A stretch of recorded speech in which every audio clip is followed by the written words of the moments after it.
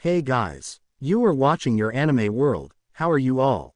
Please support to subscribe this channel for watching new interesting stories. So in this video, we will see what if Deku was reborn as a monster of blood and fate. Here is short summary. Izuku died, only to be brought back by the Lord of Blood. What is the mystery of his new existence? What happens when two monsters meet? Can they save themselves, or will the tides of fate wash over them? No one for all. Will they just be the monsters of U.A, or can they be heroes? TogaxIzuku. But before we start, if you want more stuff like this, then be sure to subscribe and like this video.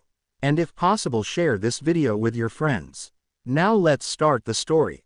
Why do you even persist? I don't know. I do not know. Even All Might, the one person who I always dreamed would say yes, told me no. I should just do what Kachan said. I should just try again in the next life. I told you that years ago. I tried, but of course she came home early that day from work. Then the damn pills didn't work either. Then that sludge villain appeared, and I was kind of happy. I could just let him take me. All Might came and I thought that this was going to be the event. You know, the one that changed my life. Well, in a way it is. Yes, it is. Now you can do it right. No one to stop you. No one to save you. Just the sensation of wind, and that's it. Won't you die too? No, I told you years ago I am not your quirk. You just caught my eye, that's all. I tried to warn you, but you never listened. Yay, I am just dumb that way. Should I leave a note? Dad won't give a shit. But Mom has at least stuck around till after I got out of the hospital. She doesn't even look at me anymore, but at least she leave me a few bucks to eat. You can, but does it really matter? You haven't been home in hours, and she hasn't even texted. I do not think she cares anymore. It would probably be better to just do it, so you do not chicken out again. Remember the train? How I was supposed to know that Cammy Woods was there? Luckily Kachan had just bumped me so I could shake it off as an accident. But that damn shrink didn't believe me and upped my medication. You're right, I should get this over with. He should have my blood work back for the session tomorrow, and he will know that I haven't been taking that stupid medication. Look, are we going to talk about this all night? I do have things to do, you know. You know, you're right. This must be saddest thing ever. The only thing I have close to a friend is someone telling me to just jump and get it over with. Well, at least someone was here at the end. Let it never be said that I left you. Izuku internal start. Quirkless, loser, stupid, worthless Deku. I never had a chance, did I? Doctor told me that. Mom told me, the kids at school did, Kachan did. Nah, that he is Bakugo. That stupid girl Cammy. Oh sure, I will tote date you. As soon as you get a quirk. Can't believe I fell for that. Bakugo had his whore of girlfriend me over like that. That's it, I'm tired. I'm done. Izuku internal end. On a dark night. Not even a dark and stormy one, a young man of 15 jumped from the roof of a building. He didn't scream, he didn't cry. Falling, he just quietly splatted in the alley. No one even noticed. The noise from the street had blocked out the sound. When somebody finally walked down the alley, they came across this splatter of blood but no body. They called the police. Eventually they found a book bag on the roof and a student ID. They informed the mother. They were trying to give her hope that without the body he may still be alive.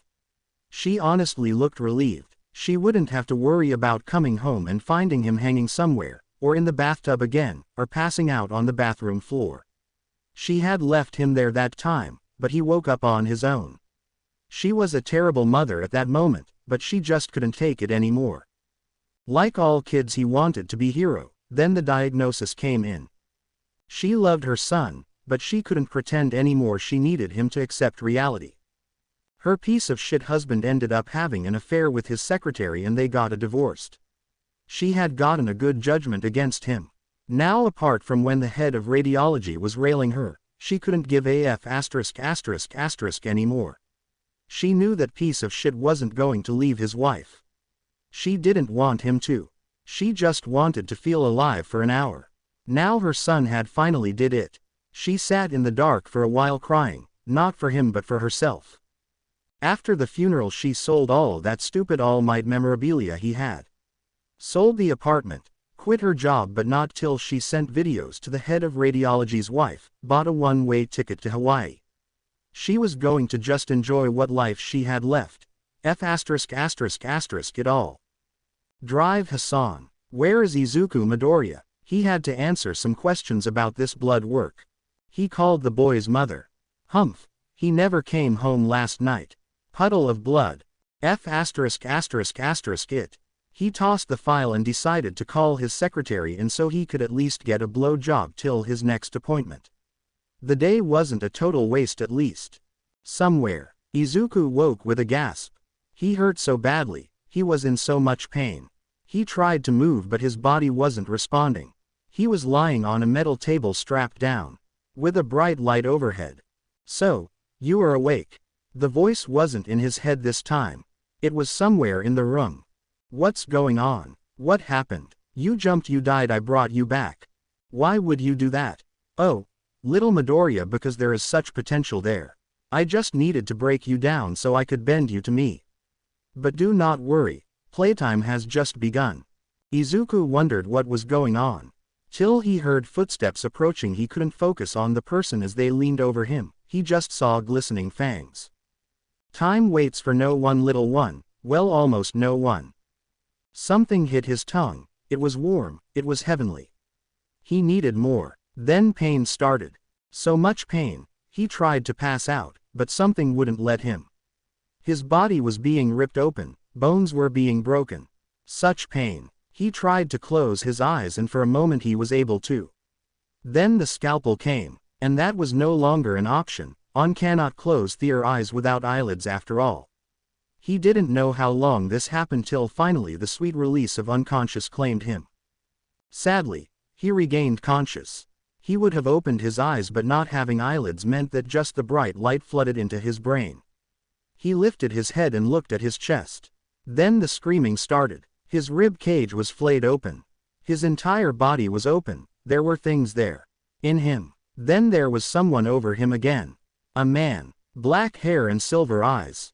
He placed his finger to Izuku's lips. Shish, the screaming stopped. Now let us begin again. He wanted to scream but he couldn't. He tried but his mind wouldn't let him. It was like when this man had placed his finger on his mouth, he just couldn't make noise anymore. He could feel hands moving inside of him. Organs being pushed around. Skin being stretched and torn. He couldn't feel his extremities anymore. It was when he saw his heart being lifted out of his chest that was when the sweet release came again. It happened repeatedly. He didn't know how many times or how much time was passing. He would just awake to a new sensation of pain. Every now and then the sweet elixir would grace his tongue. That was heaven. He would hold on to that sensation for as long as possible. In all the pain, this was all for which he could hope. They were tearing him apart, but why? How was he still alive? Then they put him back together. Every once in a while he would hear the man's voice. He was the one bringing him heaven. The man was giving him blood. He would hold his wrist over Izuku and let it drop in. Izuku didn't care anymore as long as he could taste the blood. Do you want me to stop? I can leave you to true oblivion. No, don't leave please, I need you, I love you. This man was his life, he would give everything for him. Please no, please stay, he pleaded with every fiber of his being. The man smiled. It is okay, young one. I hear you, I will stay with you. The pain, always the pain. An endless cycle. He didn't even know anymore. He awoke finally, no longer strapped to the table but in a small room. There was a man there. He could see him, he could blink. He could feel his arms and legs. He looked down at himself. There was muscle, all kinds of lean muscle, no scars on his body except the ones on his wrist. No burn marks, nothing. Then the smell hit him, blood. The man was bleeding. He saw the blood and could smell it.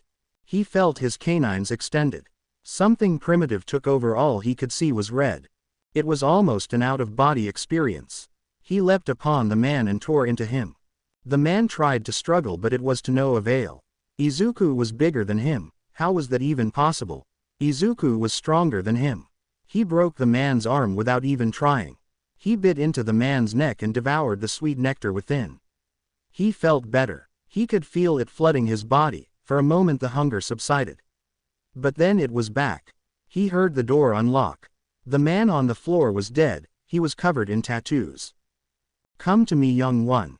These men seek to keep you from me. Do you want that to happen? He needed to be near him, near his master, he loved him. These bastards were trying to keep him away. He advanced to the next room. There was another man with a knife.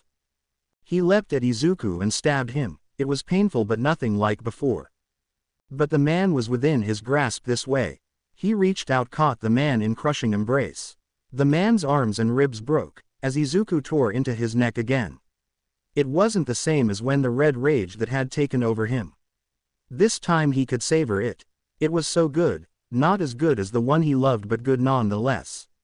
It excited him, aroused him. It was confusing but he just kept drinking till there was nothing left, dropping the corpse, and he felt the rush again. Then another door. This continues for several more rooms, more people, more victims. But most importantly, more blood. Eventually he burst into the next room, and he saw him. His beloved. He is sitting in some sort of throne, it seemed. He was handsome, had pale skin, dark black hair, silver eyes, and an impeccable gray suit with a purple tie. Standing next to him was a woman with the same silver eyes. She was wearing a red dress with ruby red lips. Come to me, young one. Come and receive your reward. The man extended his wrist and Izuku knew what was expected of him. He moved forward and suddenly he was there in an instant. Kneeling at the side, he lowered his mouth to the wrist. Looking for approval. The man nodded. Izuku fangs extended, and he drank. Before it had just been a drop or two, now the fount burst forth. It was too much. He could feel himself orgasming, but he didn't care. He could hear the woman laughing and clapping as if excited. He doesn't know how long he was there. Till he heard, "Enough, young one." He stopped and simply sat there kneeling, the smell of his blood and seed. The woman came and knelt before him, taking her finger. She swept up some of his seed and placed her finger in his mouth. "It's warm," she said. "Not as potent as we could hope, but that may change with your blood, father." "Good. Take care of him, Agatha. I have things to attend to. Do not disappoint, young one. She speaks with my voice, do you understand?" Izuku nodded. Then his beloved rose and left. He was left with Agatha. She reached down, lifting him by chin. "Follow." He did as he was commanded. She led him down a hall to a richly decorated room. She told him to a shower, told him to clean himself. He did as he was told. He emerged from the shower and the warm water was heavenly. He looked at himself in the mirror. His hair was curly, long hair was hanging down past his waist. His body was different. He was tall, 6'4" by his guess, with nice broad shoulders, and muscles, nice lean tight muscles all over. His organ was large. He looked down at the scars on his wrists. He didn't care. His beloved had sculpted him, made him born again. If he could serve his beloved, he didn't care anymore. He would do anything commanded. He emerged from the shower, his eyes falling to the bed with sheets of black satin. Agatha lay there naked. Her body was flawless, pale with soft pink nipples. There was a light tuft of hair between her legs. Her breasts were large and full, a nice, tapered waist and full hips. She seductively spread her legs, beckoning him over. "Come, young one, please, your mistress." He came over to her, crawling across the bed, and looked into her eyes questioningly. He had seen porn, but he had never done this before. Even his wildest fantasies couldn't have prepared him for this. With a smile, "I will instruct you. If you do well, my father will be pleased. Don't you want to make him happy?"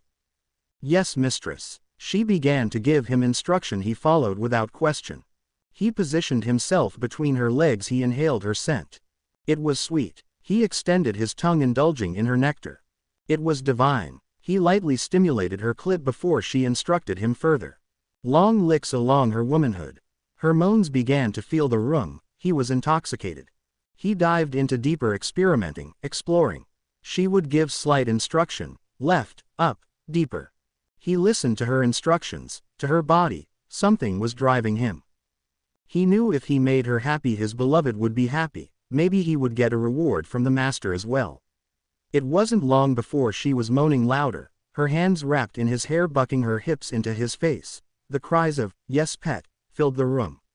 She exploded onto his face. he desperately attempted to capture the juices spilling forth. This was his mistress. Her father was the master, he had to make master happy. She pulled him up, guiding his hard cock to her womanhood. Now pet, you are going to f*** me. You will not come until I say. If you do, then I will be displeased, as will your master. Yes, mistress. He could feel her opening for him as he entered. As he slid his full length, she gasped. He was so big that he was stretching her out, and she loved it. She had helped build this part and had been waiting.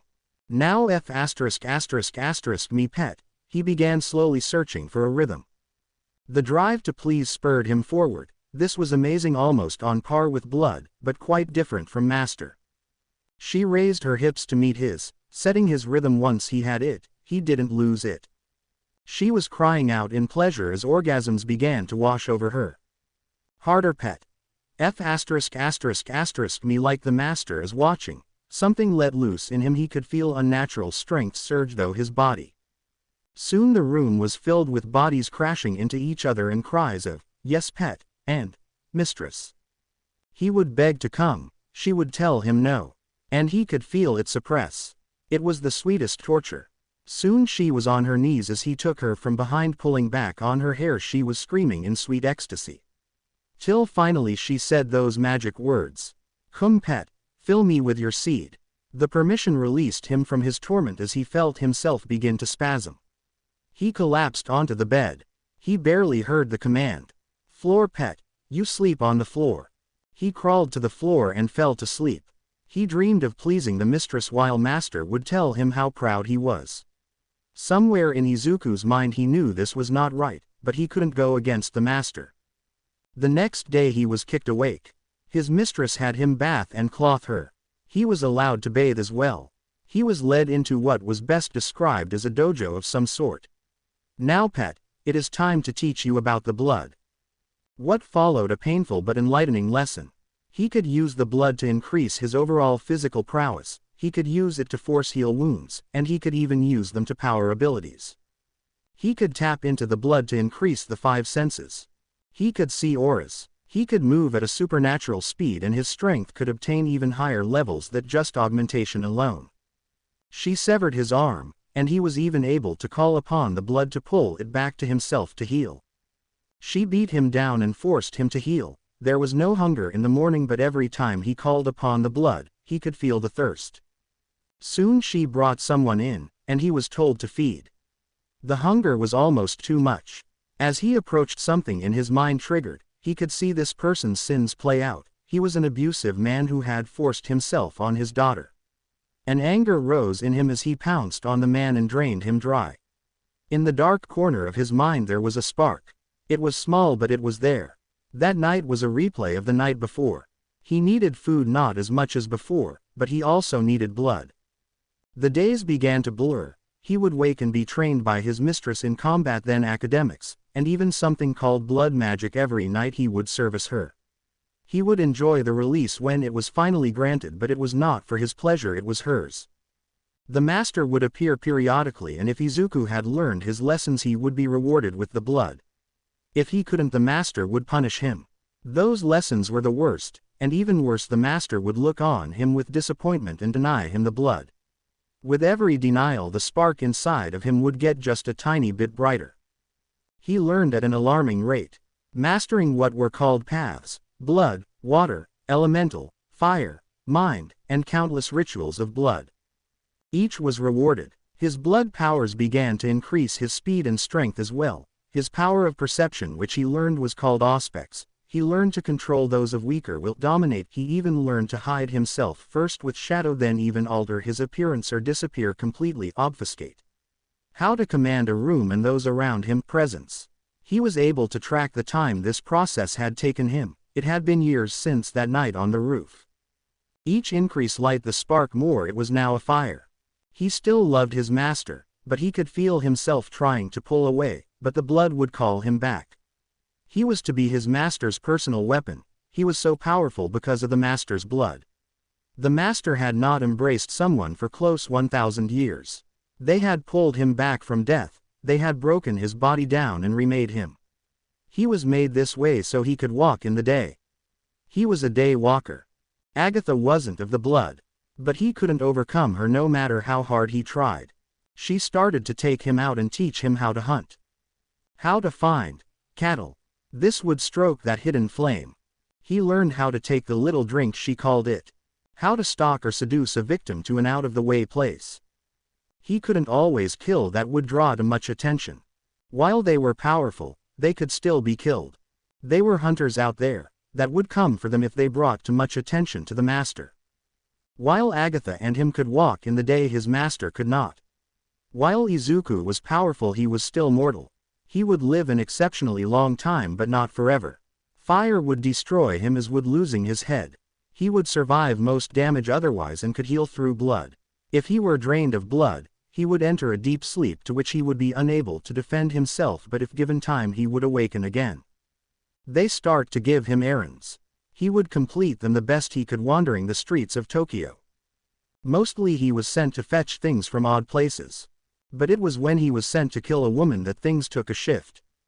He found her easy enough, but it was when he went to read her sins that something changed. She wasn't perfect but she did not warrant death. She had simply been in the wrong place and heard something she shouldn't. It wasn't even her fault. Her quirk had caused these earphone jacks to form on her earlobe. Because of that she had superior hearing. He knew the master wanted her dead. It was then the hidden fire roared to life. He cornered her as she was exiting a music club one night. Then his mind went blank.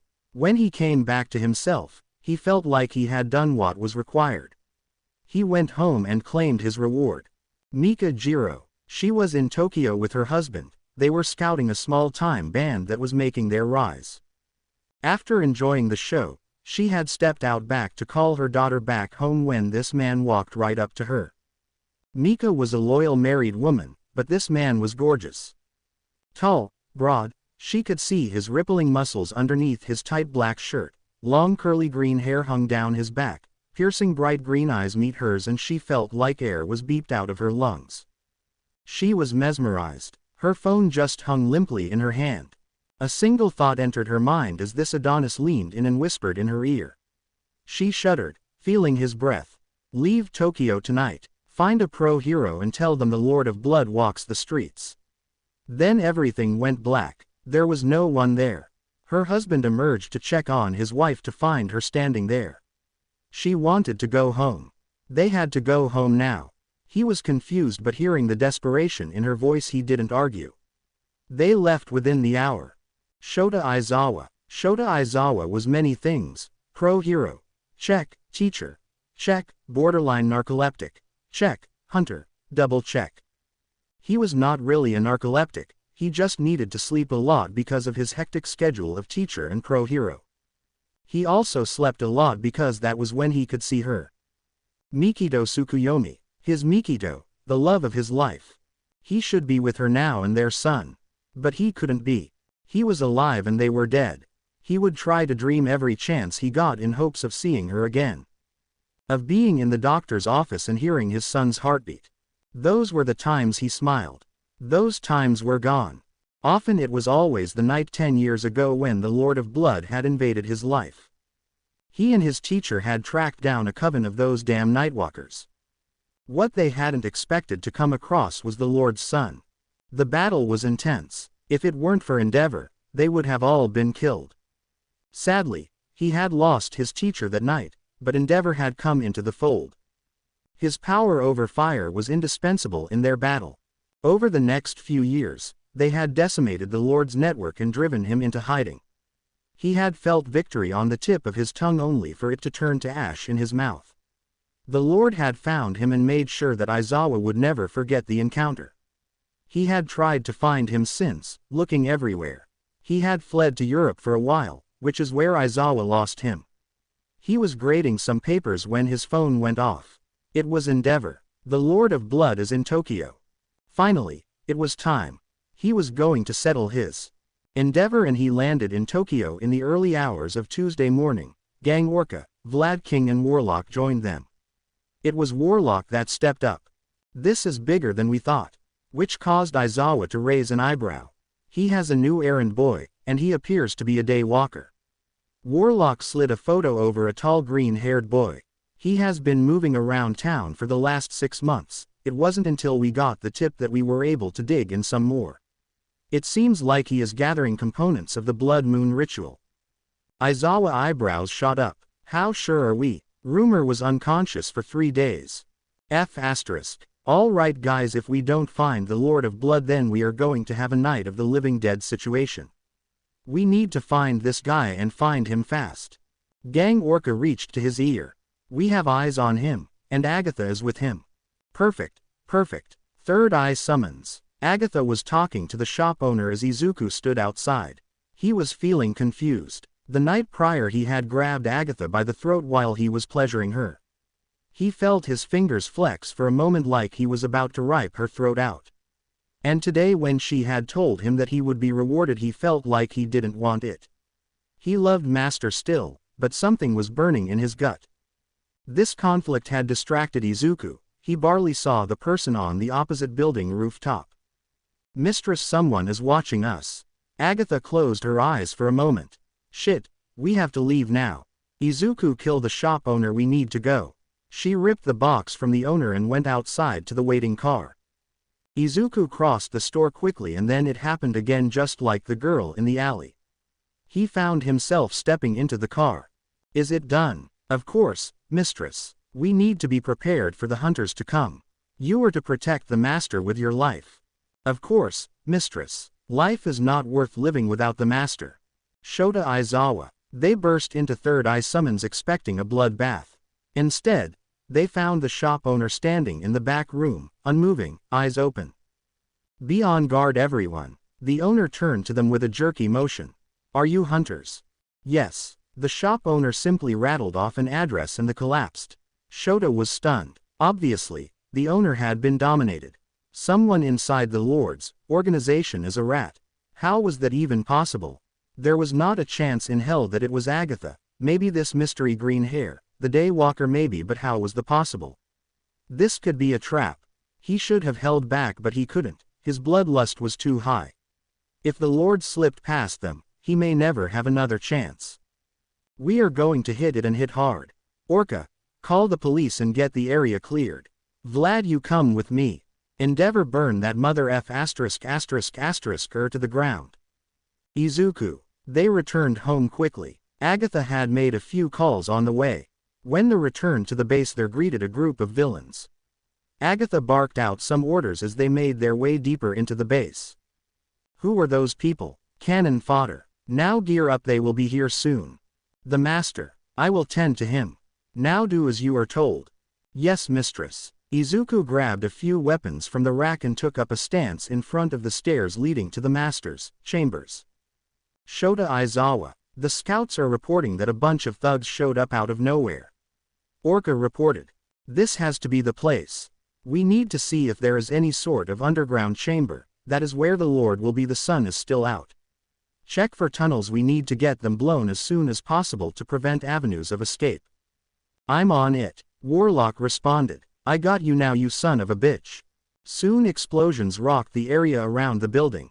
Aizawa screamed into the radio. Go, go, go. Izuku. Explosions rocked the area around him. He could hear the sound of fighting upstairs. He turned to the tunnel with worry. What about the master? Shota Aizawa. The battle raged around him.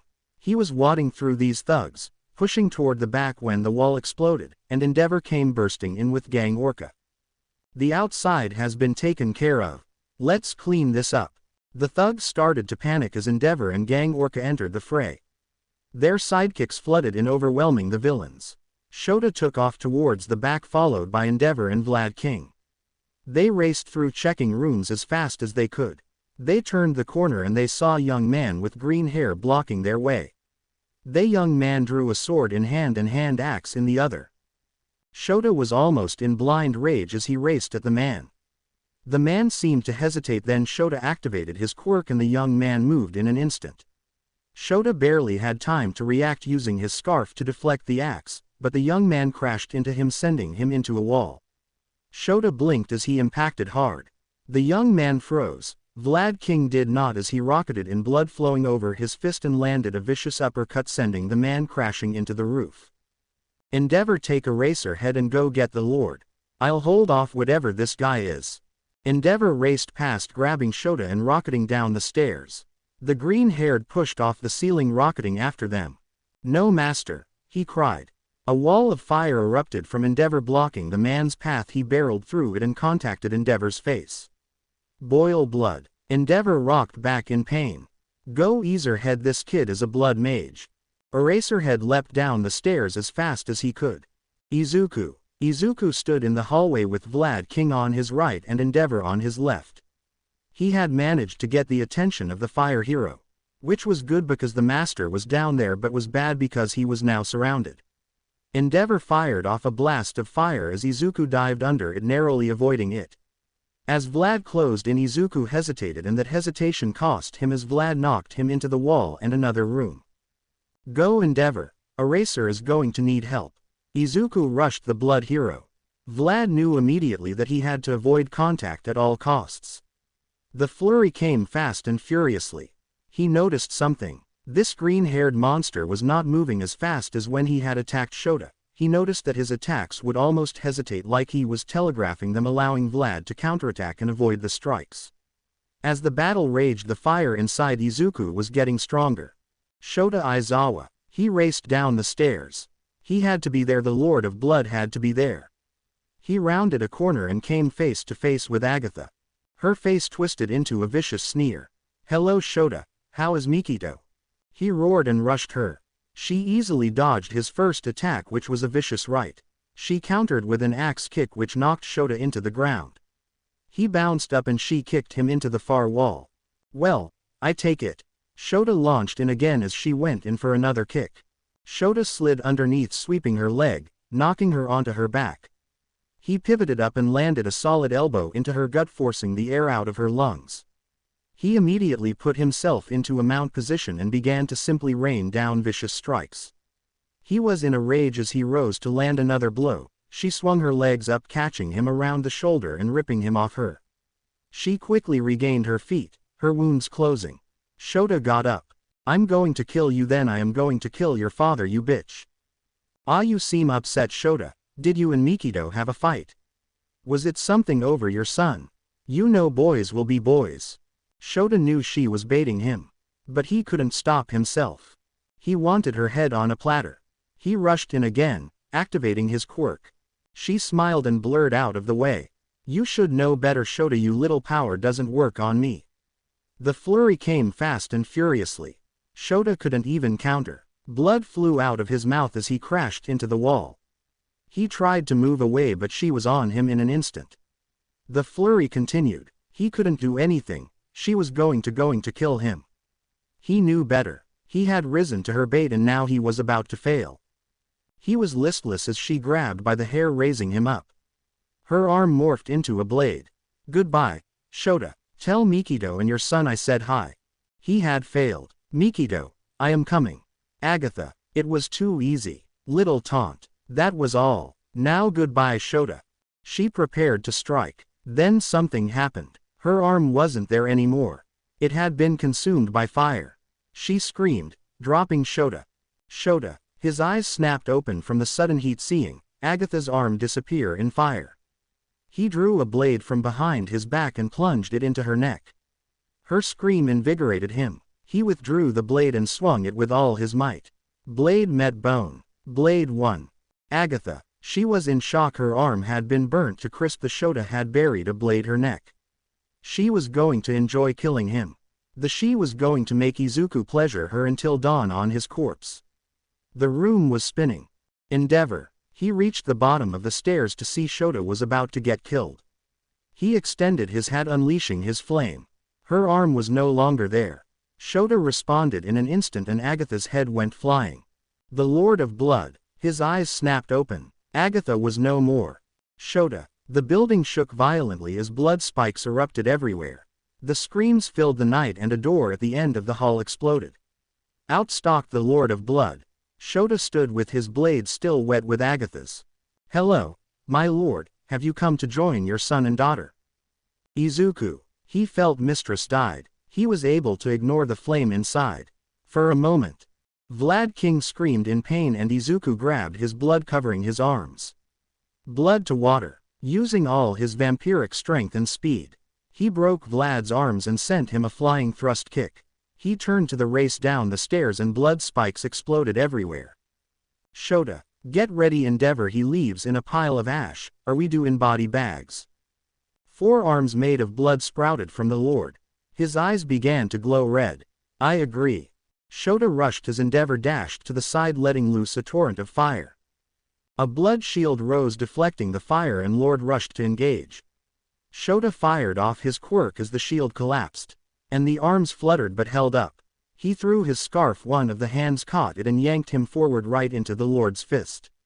Bone crunched. Shota was launched a short distance back, but he yanked on the scarf rocketing him in the Lord as hit him with a drop kick sending him stumbling.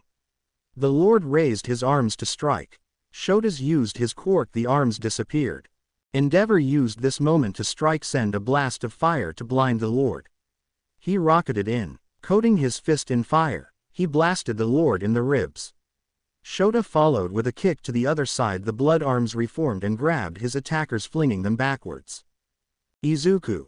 He raced down the stairs. As he entered the hall, he immediately saw Agatha's headless corpse. Many emotions raced through him.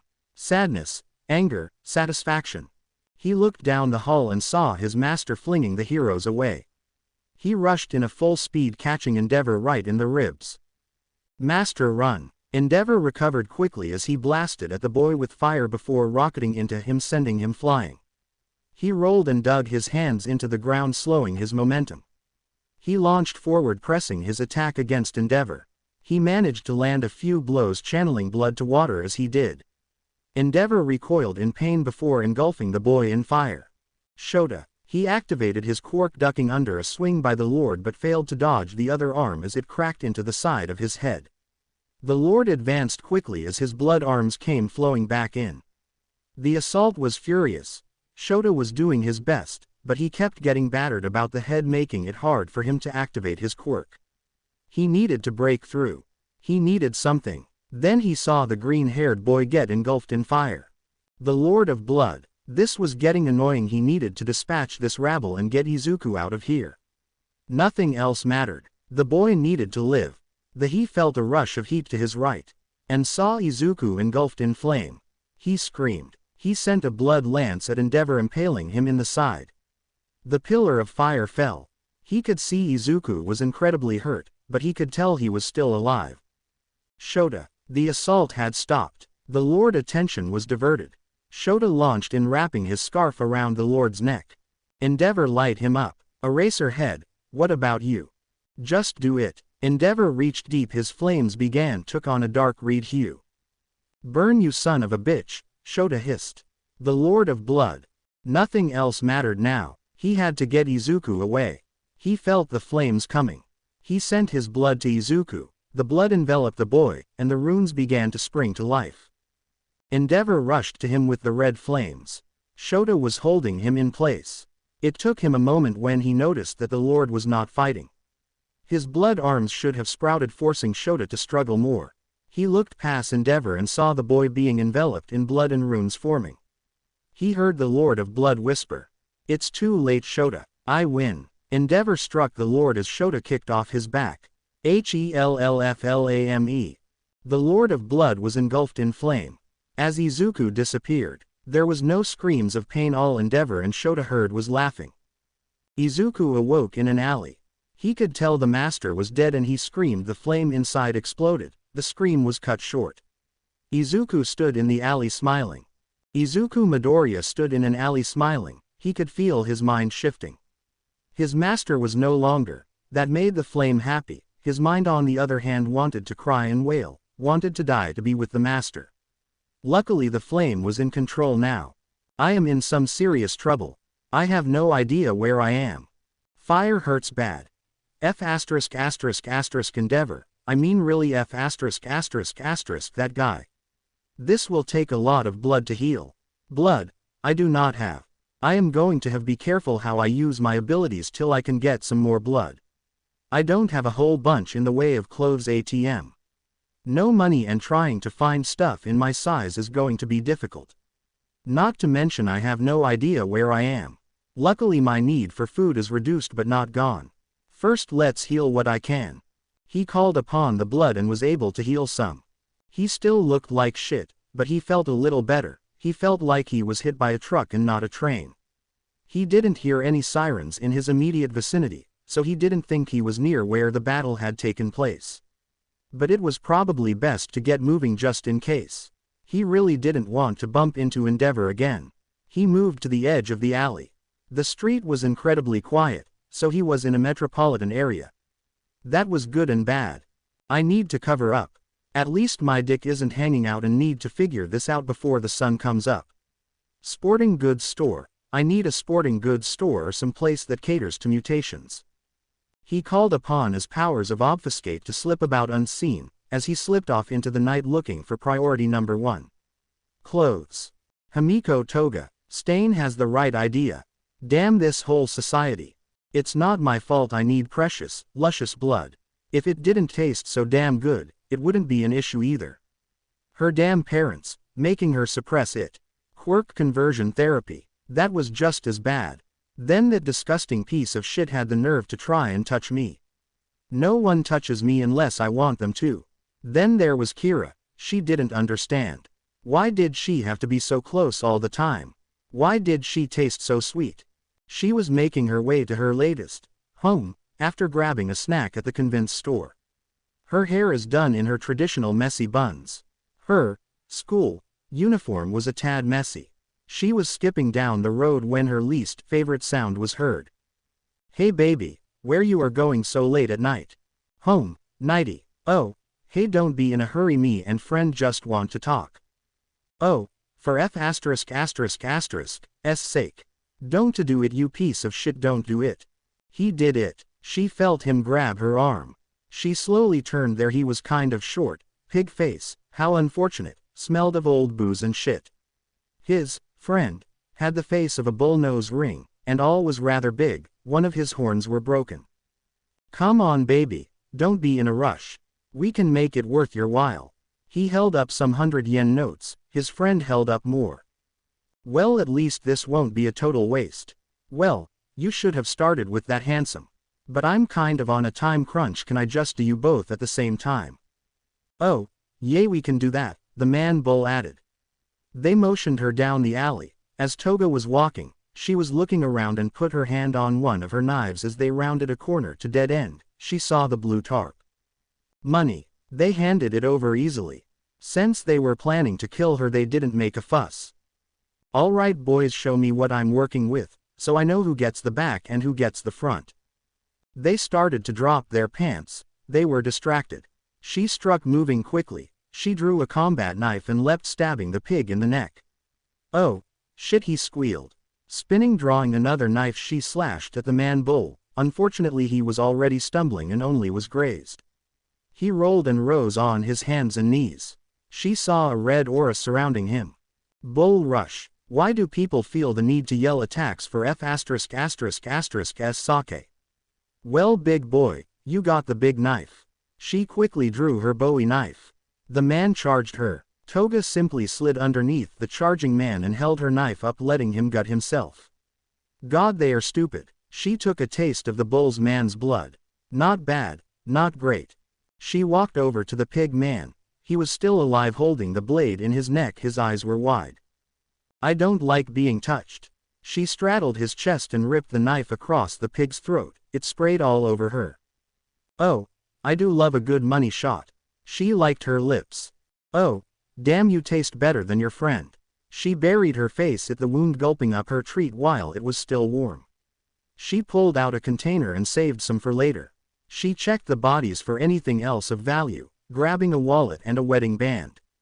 Dripping in blood, she gathered her things and made her way home.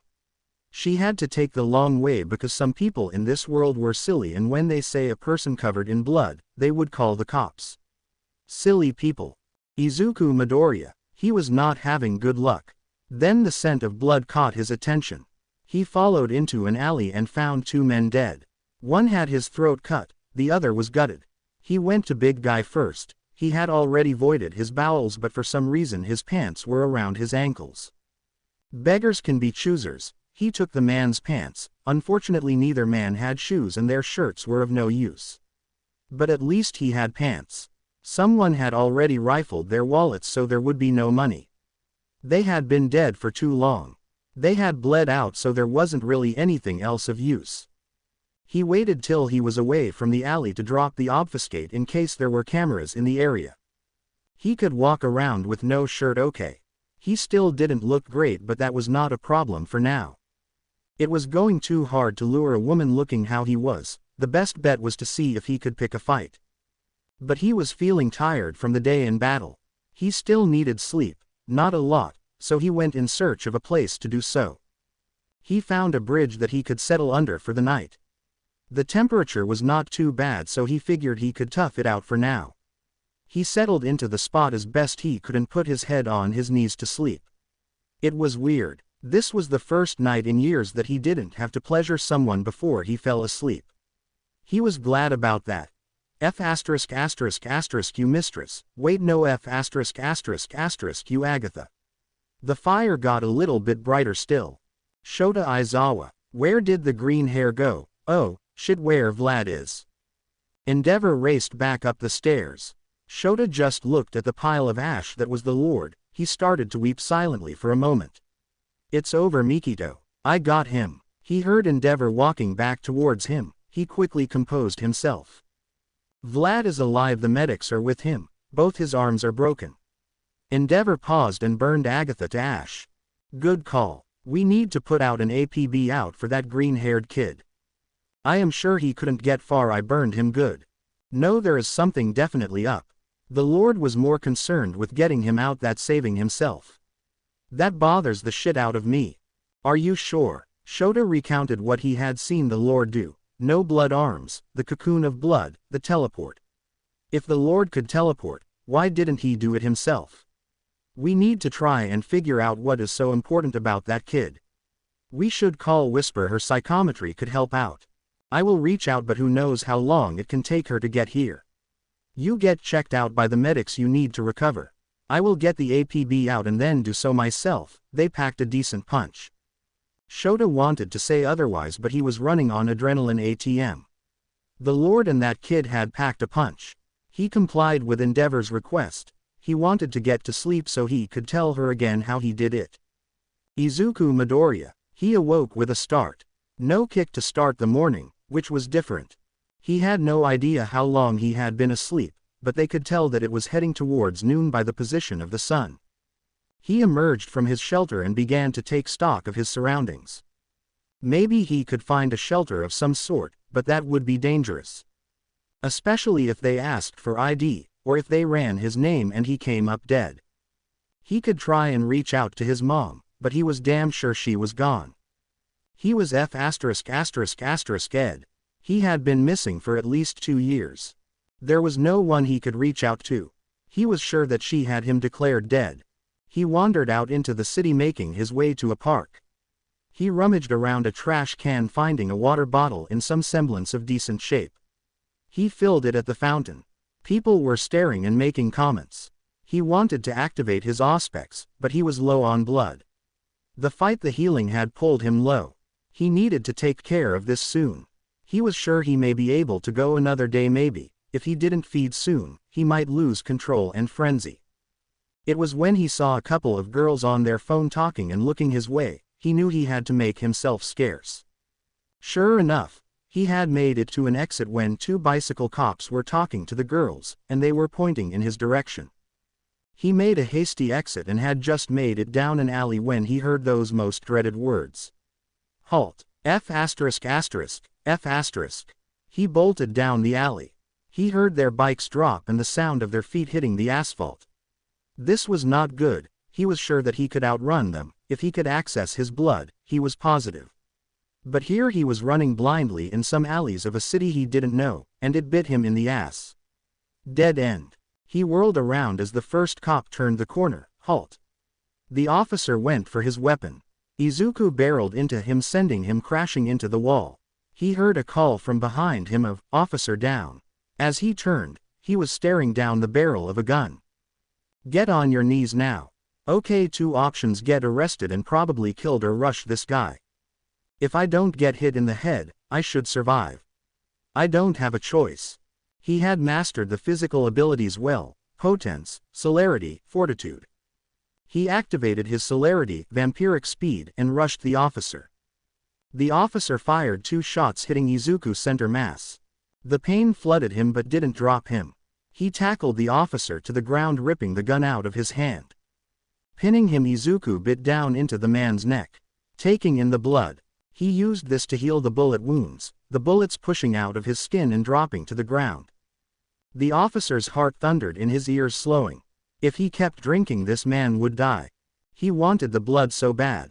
It took great effort to stop so the man would live. A bullet whizzed past him. The second officer was standing but clearly staggered. Izuku stood up and threw the first officer, knocking down the second. He leapt on him in a flash, disarming him and diving into the man's neck. Once again, he pulled back, keeping the officer alive. With some of the precious vitae, blood, on his tongue, he licked the wounds, closing them. After all, what was the point of not killing them if they would just bleed out? He could hear sirens.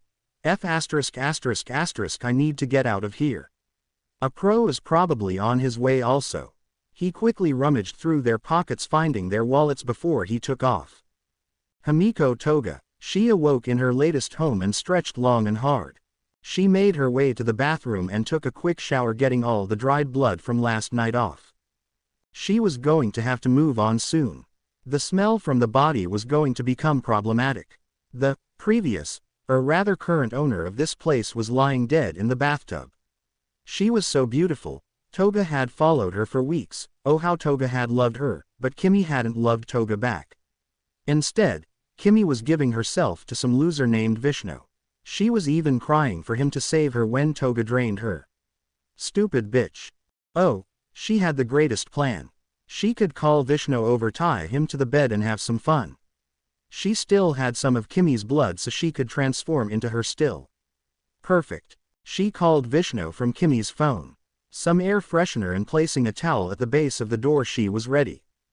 He came over quickly. She teased and flirted with him, dancing out his touch. Dressed in some of Kimi's lingerie, she teased and lured him to the bedroom. Kimi wanted to be kinky today. She tied him to the bed, blindfolded him. Now it was Toga's turn. Turning on some music, she straddled his chest before pulling out the knives and making her slashes. He screamed. Toga moaned. It was magical. He fought like champion. He tasted so good. His fear was amazing. As Toga reached orgasm, she plunged the knife into his chest, ending the game. She fed to her content, bottled some for later, skipped to the shower and cleaned up again. As the water cascaded off her body, she leaned back and explored her beep, replaying the game in her mind. It was wonderful. The second orgasm was not as good as the first.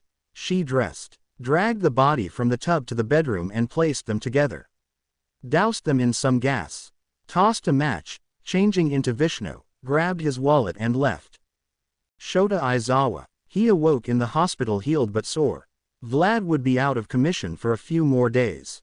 They had talked and Vlad told him something interesting, like the kid was telegraphing the fight, which allowed Vlad to fight him as long as he did. Endeavor was long gone. He was getting ready to head home so he could plan his next move. His phone rang. Hello, Nezu. Yes, he is dead along with his damn daughter. No, Vlad should be fine in a few days. Oh, you read the report? Yes, finding that green-haired bastard is top priority. Thank you for sending a plane. Yay, I'll head to the airport. He made his exit and took a car to the airport. Found the private jet waiting. He stepped on board and made himself comfortable. He began pouring through the police database. The kid was nowhere in there. Great, where do I find a 6'4" green-haired muscle man? Izuku Midoriya. He ransacked the wallets and tossed them in a dumpster. Now he had money, but he needed clothes. He didn't want to do it, but he activated his obfuscate to disguise himself as Jogger and moved down the street, quickly scanning the shops till he found a shop specializing in mutants. He quickly entered, scanning the shop, a girl and her mom, pink skin horns. Nice figures. Man, Tall lizard quirk, perfect. Izuku made his way over to the section the man was in. He quickly found a workout hooded shirt, some shoes, socks, and workout pants. He knew he was attracting attention, no shoes, and no shirt. He made his way to the counter. The clerk had a questioning look. Why was this guy buying things too big for him? With a quick usage of dominate, the questions faded from the clerk's mind. Izuku made the purchase and left quickly. He was burning though blood again, having to maintain the illusion for so long. Exiting, he ducked down another alley, quickly stripping and changing his clothes to let go of the illusion. He didn't have much money left. Maybe he could find a cheap ramen stand. He pulled up the hood and stepped back onto the street, making his way further into the city. He found exactly what he was looking for. Using the last of the money, he ordered his food. Himiko Toga. Once she was safely away, she found a public bathroom and changed back into herself. She dressed. Had to wait a few minutes for another occupant to leave before she could slip out. After all, a young girl in the men's room was a sure way to draw attention. Once back in her own skin, she decided to make her way to her favorite ramen stand before she would plan her next move. She took her customary seat at the end. There was some large beefcake hunched over his bowl, eating like he was starving. She smiled at the owner as he started preparing her usual. The big guy finished his meal, stood and left quickly. It wasn't that he left quickly that caught Toga's attention, it was the way he moved. Head down, silently, and with a predatory gait. Toga recognized that walk. Her curiosity piqued, but food was more important. She looked, pulled out her phone, looking at the latest news. Her little dance was on page 7. The bodies had been found earlier in the day. The big news was that some police officers had been attacked. A sketch was released and rewarded for anyone with info. Tall, muscular, burned scars, green hair. The guy was tall and had the scars. What are the odds? She ate her ramen and took off in the direction of the stranger who had left. Shota Aizawa. His phone jarred him awake. He read the message. No way. 6'2", 6'6", muscular, burned scars, green hair. Assaulted 2 police officers. Low on blood, no visible wounds. I got you, you son of a bitch. He told the pilot to change the flight plan. He was heading to Kyoto Prefecture. Izuku Midoriya. He knew he was in trouble. He stuck out like a sore thumb. He needed blood and money. And he needs to get the F*** out of town. Using his auspex, the gleam, the area of town you don't want to be in, and headed there, trying his best to stick to the alleys and side streets. He found the area quickly now to find someone to pick a fight with. It wasn't hard. He saw a bar, some dude talking to a woman smoking. He just needed to wait for the right moment. The guy stepped away. Izuku stepped up. He started heavily hitting on the woman, making her uncomfortable. Sure enough, the guy returned. They stepped into the alley and the fight was on. It was over quickly and Izuku didn't have time to play around. He knocked the man out quickly and grabbed the woman, pulling into his embrace before biting into her neck. He was glad the key asterisk, as Agatha called it, had an almost paralytic if not euphoric effect, causing most victims to not struggle. He drained what he could from both victims and liberated some much-needed funds. It wasn't much, but it was decent. He stole the man's phone using his finger to unlock it and left the scene. He healed himself some more. The burn marks were almost gone. He should have bought a full-on hoodie, but that was out of his price range when he was at the store. They are looking for me. Those heroes from the base probably have an APB out, so this is going to ping them. I am in deep shit. Need to find somewhere to lay low. He wandered looking to glean something. His auspex was active. Then he heard it. Stupid bitch had to fight. We were going to let you go, but now after we have our fun. He went low and followed it. He found the abandoned building and he heard the scream.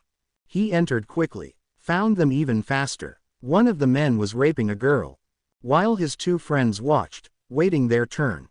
This could top him off if he did it right. Calling upon the blood to flood his body, he activated his celerity and rushed to the room. He was on the first one in an instant. His fist crashed thunderously into the side of the Mons. The man went crashing down, but he was not out. The second man hands turned to razors and hit Izuku in the back, God damn it, I just bought this thing. The third was scrambling to get off the girl. Izuku punt-kicked the second man away to create some distance, quickly grabbing a chair and slamming it into the third. The first thug had regained his footing and launched a green liquid from his mouth. Izuku barely managed to sidestep it. The girl grabbed a knife that had been dropped in the fight and screaming plunged it into her rapist's back. Izuku saw Razor Hand rush towards the girl. He grabbed him, sending a crushing blow into the back of the man's skull. Spit Man fired another shot. Izuku used Razor as a shield. Apparently, the man was spitting acid. The rapist was down, pants around his ankles, trying desperately to get up. The girl was not having it. She kept plunging the knife into his back, blood spraying over her body. He tossed Razor to the side and rushed Acid Spit. He slammed Acid's jaw shut with a vicious uppercut. He followed up with a haymaker, jerking Acid's head to side, knocking him out. Razor made it to his feet, but not so long. Izuku took him down and rained down punches till he stopped moving. The girl stood up and held the knife out defensively, looking at him. The third was dead. Izuku held up his hands. Look, I'm not going to hurt you. Go ahead and go, I came here for them. The girl eyed him warily, grabbing her ripped clothing and covering herself. Her eyes never leaving his. I don't have time for this. Leave and get yourself some help. Forget I was here. His usage of dominate took control and she left quickly. As soon as she was gone, he pounced on the rapist, tearing into his neck, getting all he could before the blood ran cold. He then did the same to the other two, taking everything and plunging them into death. He healed fully, found a shirt, and slipped it on, discarding his hoodie. It was tight, but it would work. Luckily Razor had a hooded jacket the Izuku could make work. They had a decent amount of cash.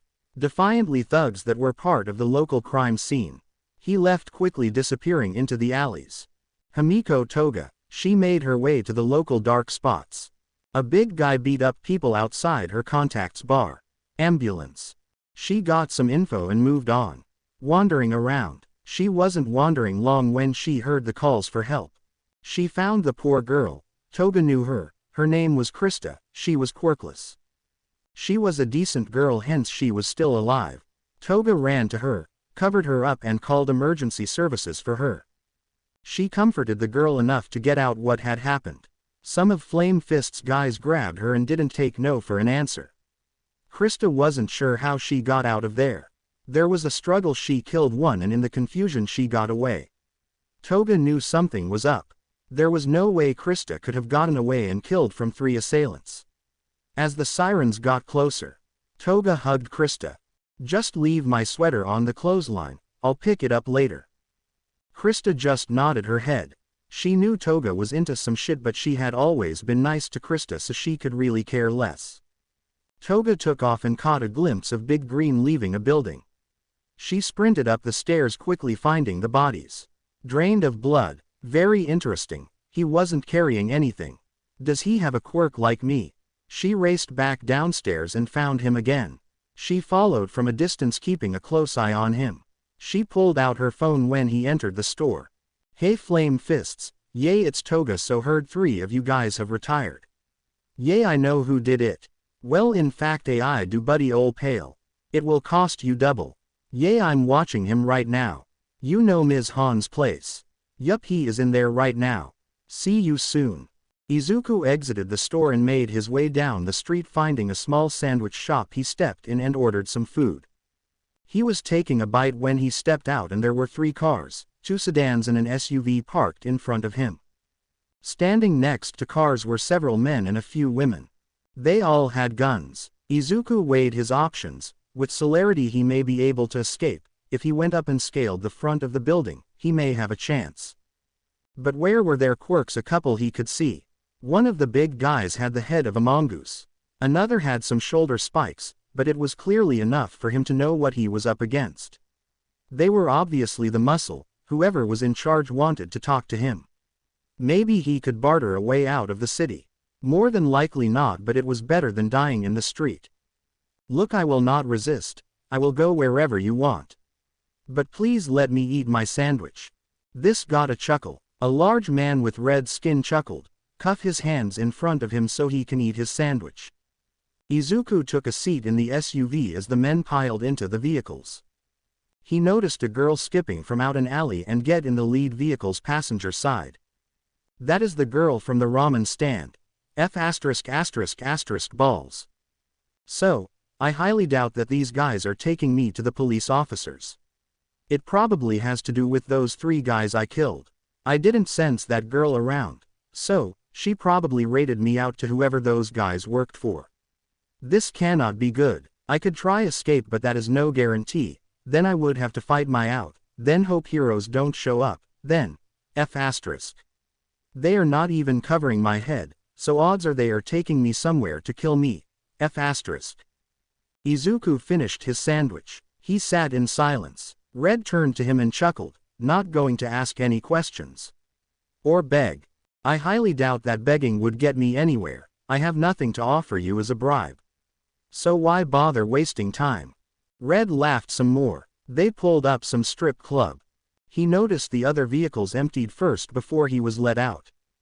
It was not the first time these guys had done this. He saw the girl standing there rocking on her heels with her hands behind her back like she was on a stroll. He were lead inside. As he entered, the smell of tobacco, cheap booze, cheap perfume and other questionable smells assaulted him. It was brightly light, obviously not open to the public yet. He saw stairs leading up and some leading down. They took him underground.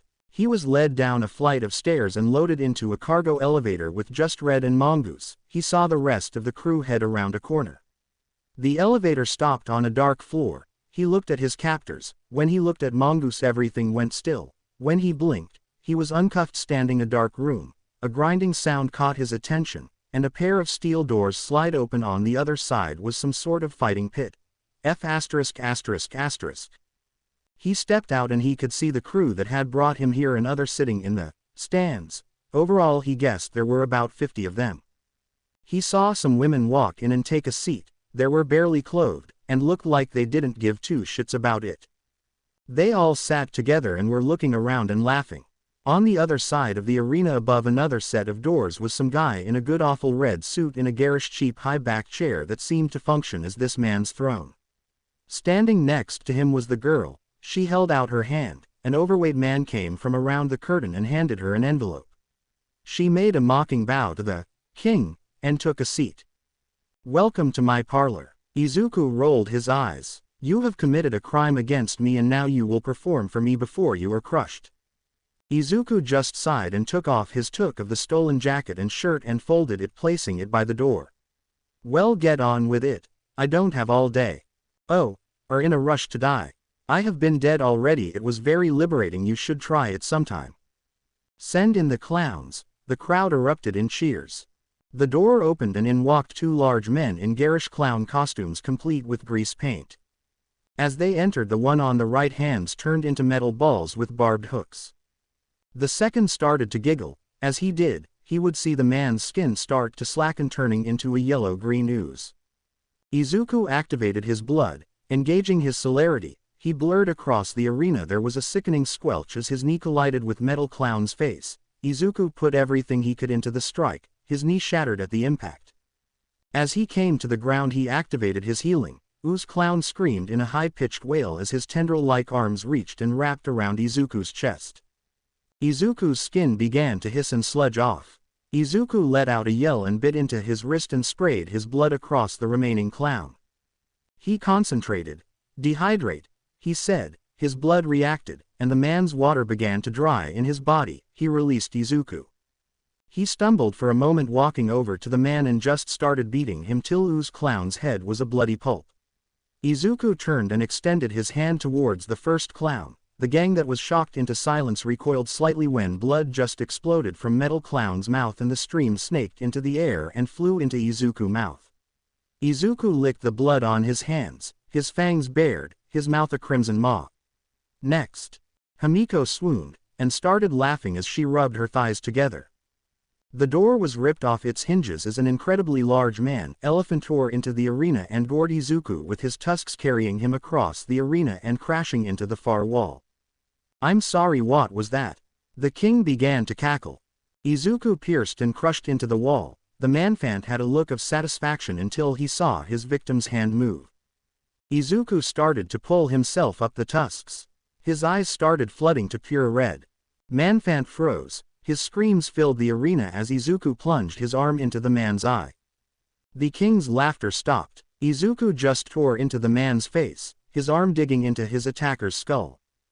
The manfant screamed and tried to throw Izuku free till his other eye was pierced in the same fashion. People began to scream as Izuku brought his hands together inside the man's skull. A bestial roar filled the room as tore the man's face open. The manfant fell back. Izuku broke the tusk and removed it from his body. The wound began to close as Izuku buried his face in the wound, gorging himself on the blood. He looked up at the stunned crowd. Guns were being drawn. As Izuku stepped forward, his limbs began to crack and elongate. His skin began to turn black as he started to increase in size, his head taking a savage bat-like form, his entire mouth turning into razor-sharp fangs. More, give me more, blood. Blood, give me all the blood. He leapt into the stands. Himiko pulled back and moved away, her knives coming to her hands. She saw bullets start flying, tearing into the strange bat. The bullets impacted with a sickening thud. But the creature just moved forward. Huge razor-sharp claws ripped out of its hands. It started carving a path of blood through the gang. The blood would fly into the air, the paws, and come racing back to the beast. Himiko saw it absorbing into the beast, the wounds of the monster closing, its mass increasing. She saw the king bolt. She followed him. The screams in the arena grew louder. The roar of the beast called for blood, and blood it would have. Flame Fist pushed his way past the screaming people heading for his exit. He threw open the door and took 2 steps when he felt a sharp pain hit his back, and suddenly, he couldn't move. His head was yanked back, and he saw the vicious grin of Himiko. He could feel a blade against his throat. Should have told your boys to stay away from Krista. Flame Fist blood sprayed all over the floor. Himiko buried her face in wound, drinking it in. The arena was in chaos. Red watched this thing just tearing through the crew. It was suffering damage, but it was healing just as fast and getting bigger and tougher. Fire Bike engulfed the creature in flames. It recoiled and roared before busting through the flame and tearing huge chunk out of Fire Bike, killing him instantly. Red ducked out a hidden exit. The inner flame in the monster was fighting. Something had triggered inside. It was black and hungry. He could feel something building. People were being slaughtered. The more blood that flowed, the more the black built up. Himiko was running. She heard the bloodbath go quiet. That was her cue to get the F*** out. Then she heard stuff breaking behind her. It was coming after her. She busted into the alley outside and rolled to the side, as the wall exploded behind her. She scrambled to gain her footing as she raced to the street. She was almost there when it barreled into her. They went crashing into the street. She swung a blade backward and felt it bounce off the target. She was in deep shit. Then she heard it scream and she smelt burning flesh. It scrambled off her. She turned and looked. It was burning. She looked for a fire user and saw none. The sun was burning it. The black was recoiling. The inner fire had its chance and pushed as hard as it could. The thing dug its claws into itself, and with one of the most horrific scenes that would haunt most who saw it for the rest of their lives, it tore itself in half. As the halves fell away, Himiko saw the man there kneeling, absolutely covered in this black liquid that began to burn and flack off in the sunlight. She took the opportunity and dived at him, driving a large knife into the man's shoulder blade. She reached for another blade to drive into his neck. As she tried to strike, his other hand deflected the blow as his mouth found her neck and he bit. It was a new experience for Himiko. She writhed like it. She found herself going numb. Her blood roared in her ears, snapping her back. She grabbed the blade in his shoulder and ripped it down. She heard him scream and he released her. She tumbled back. Holding the bloody knife, she ran it over her tongue. Her eyes snapped open. The wound on her neck closed. She was energized. What the F*** was that? He tastes so good. More. She wanted more. She wanted to lock him up and drink from him forever. She saw the wound on his shoulder close as he took a half-crouch stance. Sirens wailed in the distance. Halt. They both turned and saw a hero in a bright green costume with black branches drawn on it. You girl, discard the weapon and both of lie down with your hands on your head. Izuku snarled and spun racing back into the alley. The hero reached into a pouch and flung out seeds. They glowed green and started to grow in giant vines entangling around Izuku. He struggled as the thorns bit into his skin. Suddenly the blood flared as the water was ripped out. He spun free and ran. Himiko turned to bolt the opposite way but saw the alley blocked with vines also. She hurled the knife at the hero. He brought more vines to life to block the attack. She bolted down the alley after Izuku. They ran. Izuku activated his blood and bouncing against the walls started to make his way to the roof. Right as he hit the top, a large metal ping was heard. As Izuku pushed to the upper wall to land on the roof, he saw another hero in baseball uniform. Batter up!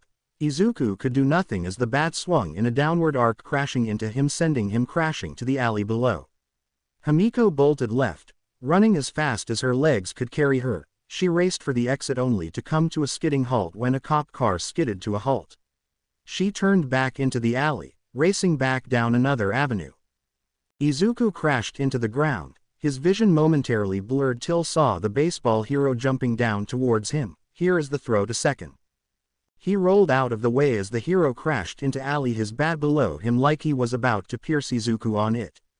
Izuku rolled, grabbed a dumpster and threw crashing into the hero, sending him tumbling. Himiko heard a crash as another hero rolled to the ground in front of her. She saw the bat tumbling. In an instant she grabbed it and swung. It crashed into the side of the helmeted hero's head. Home run, she yelled as she ran past. Izuku ran after. The sound of gunfire erupted behind him. Vines sprung, grabbing the baseball hero and ripping him past Izuku. She went the opposite way and now she is running back, so that way is a no-go. He turned the corner. Himiko ran past as she hit another intersection. Two officers tackled her. She lost her breath. She threw her arms around her head, as hands were grabbing at her, and she felt fists striking her. A bullet struck him in the shoulder. He did not stop. He saw the girl wrestling with the police. He speared one of the officers off her. He stuck the cop with a hard elbow to the temple, knocking them out. Himiko felt the officer that was grabbing her arms go flying off her. She rolled free of the other, landing a swift kick to her would-be captor's head. Bullets flew by her as she took cover. Izuku activated his aura sense quickly, looked to the right and took off running. She heard officers coming from the opposite direction that he had run and took off after him. She knew they were probably Ed. They were almost surrounded, only one way out. She saw him before her. She looked past him and swore. F***, I am running out of options here. He was the fading rays of the sun as he headed for the last exit. It was then he saw Endeavor. It, maximum effort. He poured all he could into his body, boosting himself, potence, celerity. Endeavor roared and fired down the ally. Himiko saw the flames and knew she was Ed. Izuku saw the flames and cursed that this was really going to hurt. The last thing Endeavor expected was his target to run through the flames and crash into him, sending him flying back. It was like being hit by a truck. Himiko used Izuku as shield from the flames, then she was the green hair boy, just barrel into the number 2 hero and send him flying. Green broke to the left, Himiko followed.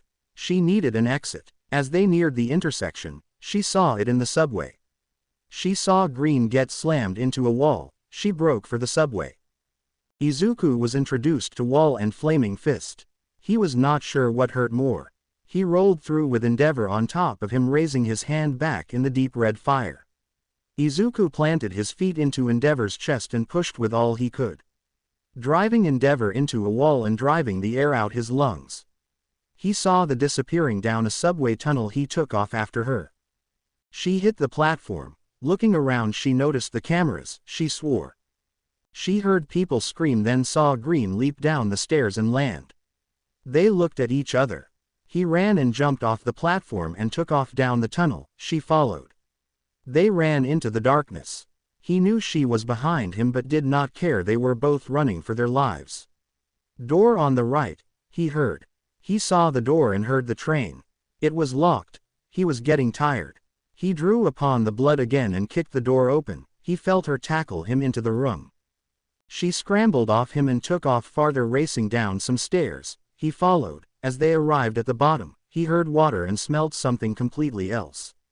Himiko threw the grate to the side. This is going to beep. She saw a burst of fire illuminate the room above them. She plugged her nose and jumped in. Izuku felt the heat as she jumped into the water. He followed suit. They tumbled through the system, till she came flying out. An exit tunnel followed soon after by Izuku. She got to her feet and ran up the embankment. He scrambled after her. Soon they were running through the forest. Her energy boost was running out. Her legs and lungs began to scream at her. She stumbled and was falling. She felt a big strong arm go around her waist and she was slung over his shoulder. He kept running till they hit a small clearing and set her down.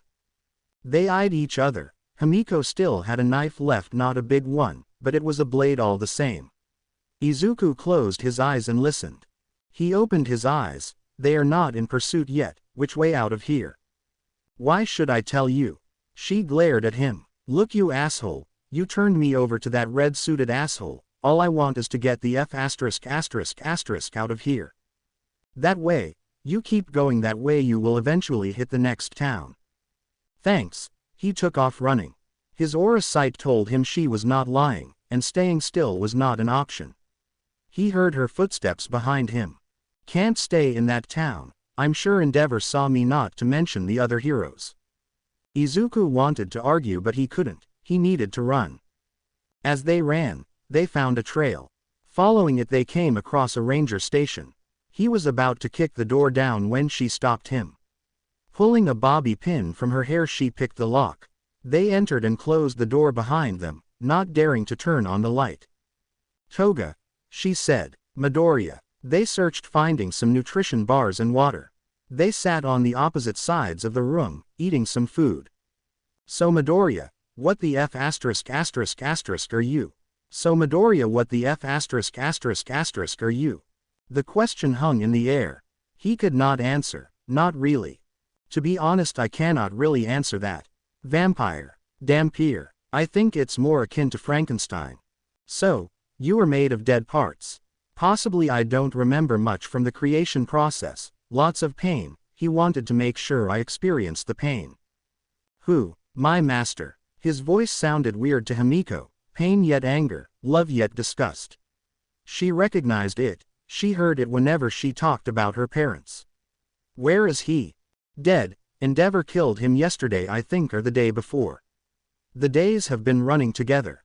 Miss him. It's complicated. I am not sure what he did to me, but I remember that I loved him with everything. I wanted to please him, anything to gain his approval and blood. She raised an eyebrow. What was the thing you turned into in the pit? No idea, never happened before. I wasn't in control. I was more along for the ride. So, you like blood? Part and parcel to the whole vampire thing, it fuels my powers and such. I need it to survive. What about you? Why did you F*** me over? It was not personal. Those goons you killed worked for Flame Fist. The girl they attacked is a friend of mine. So, I wanted to get revenge by killing him. You were my way in. Understandable. You're not mad. No part of my training is doing what I need to do for the job. Now you F*** me over again. That's a different story. What is yours? F*** head up parents, rather die free, and I love blood. Quirk related. Or are you like me? Quirk related. I don't think anyone is like you. Okay, how about a deal? You don't F*** me over and don't F*** you over until we reach the next town. We can renegotiate then. Why should I trust you? I have no idea where I am or my way around. You overhurts me. Simple. Deal. Touch me and you die. He smiled. It is okay. Don't do it for me anymore.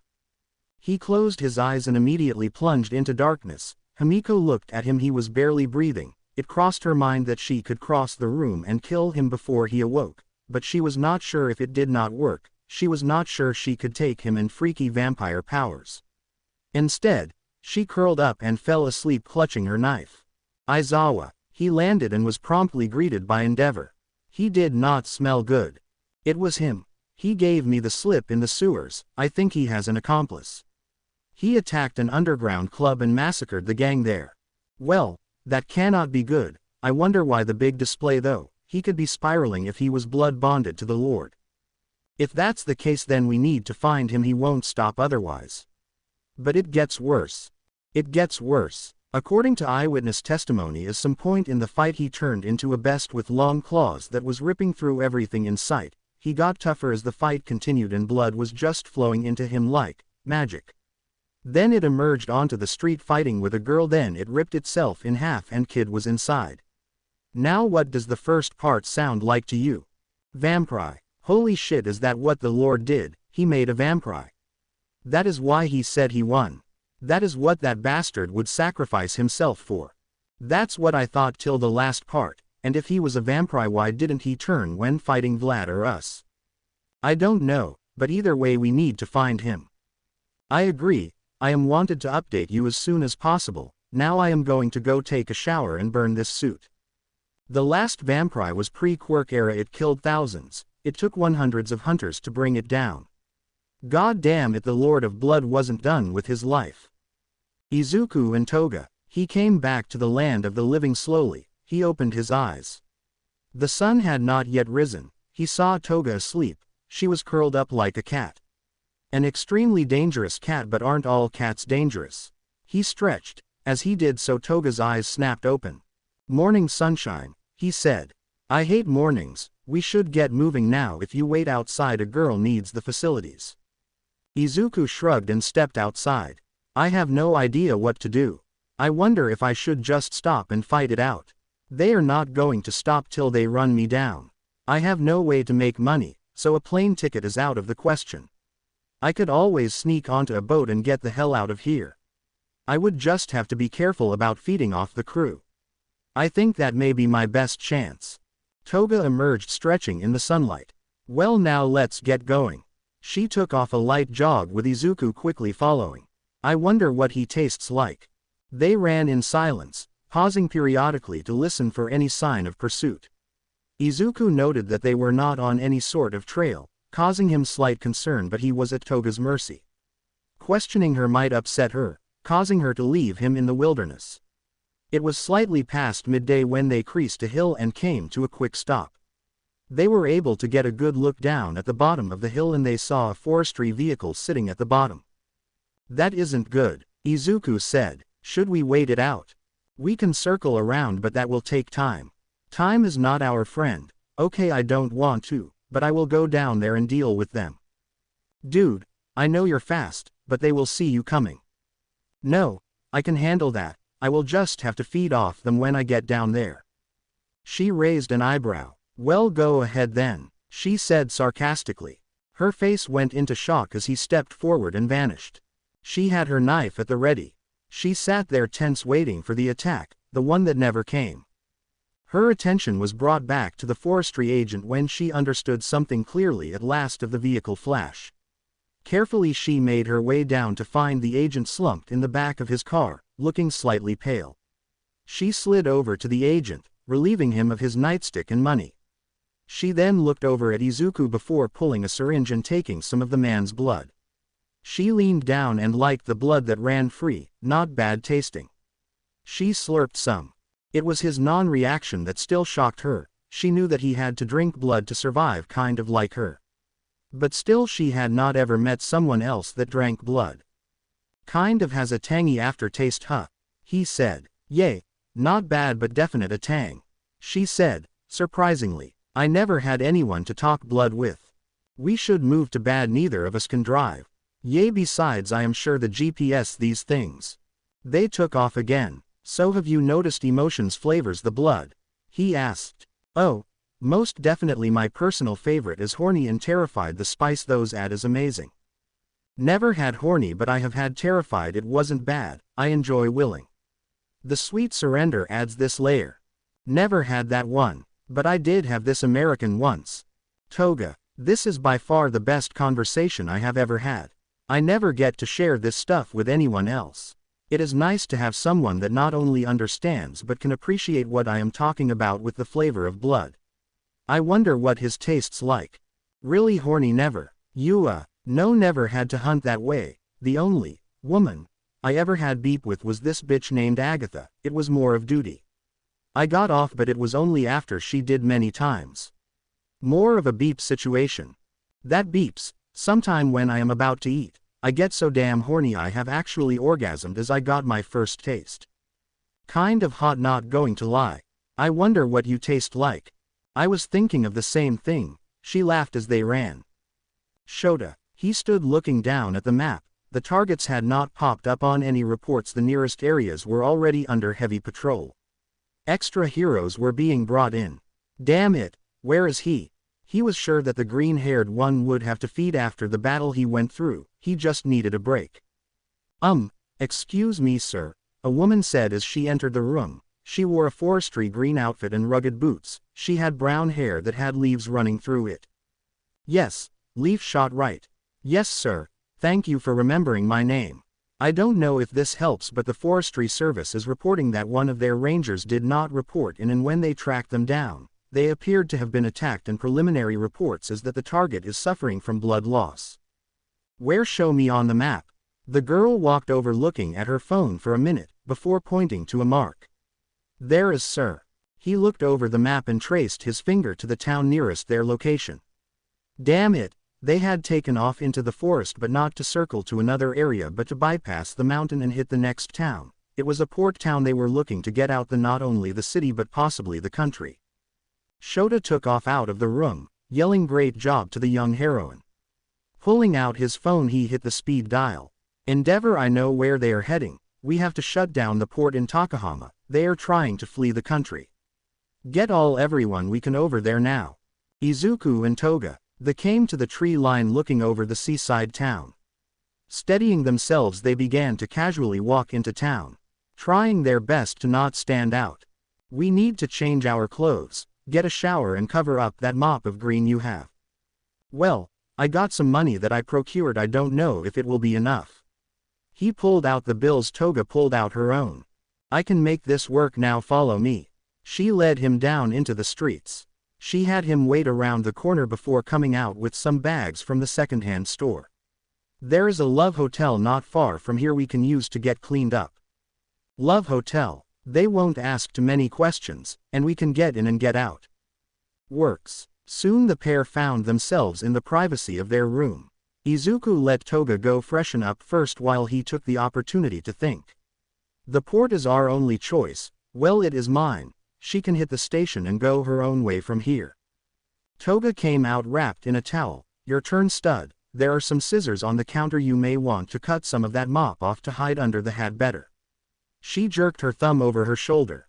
Izuku took a moment too. Toga had an amazing figure, slender and yet full in all the right places.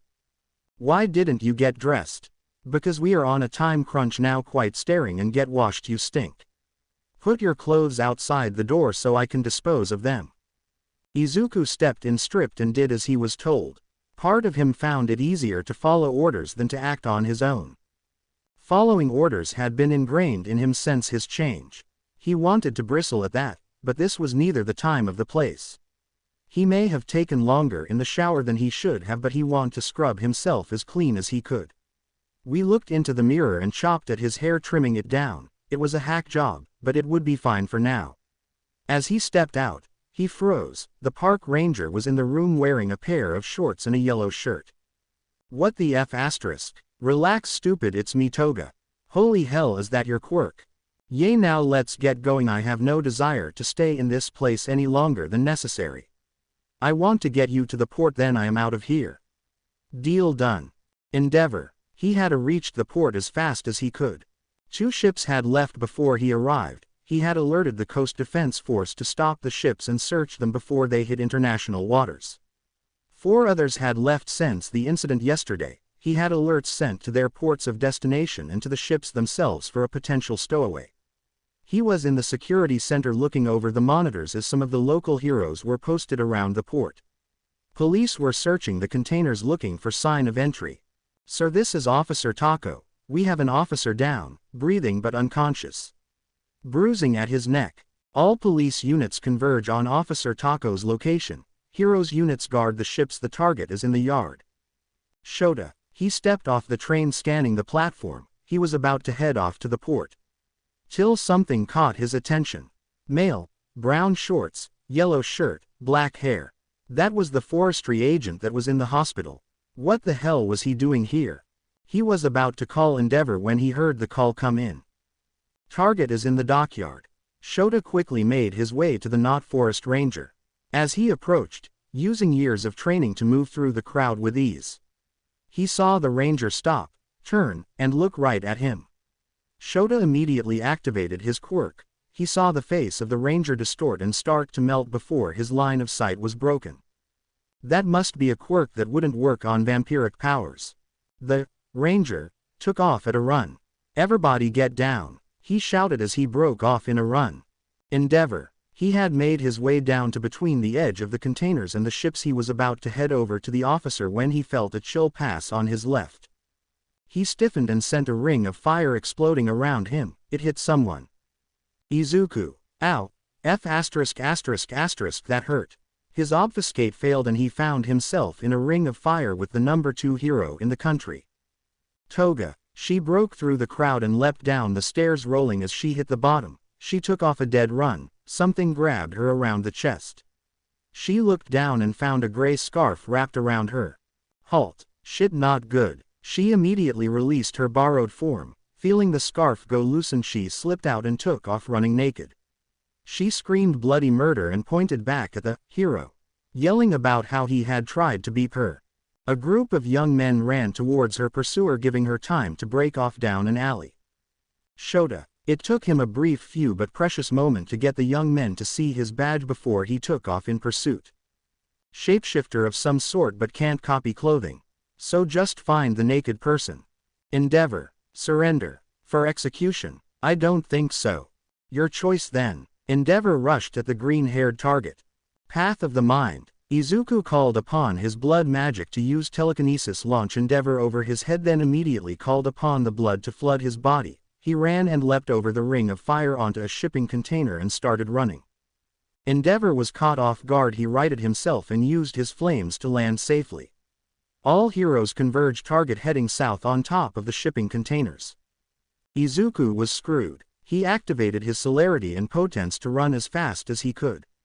He saw the gates and went to jump before he was barreled into and sent flying by a white and blue blur.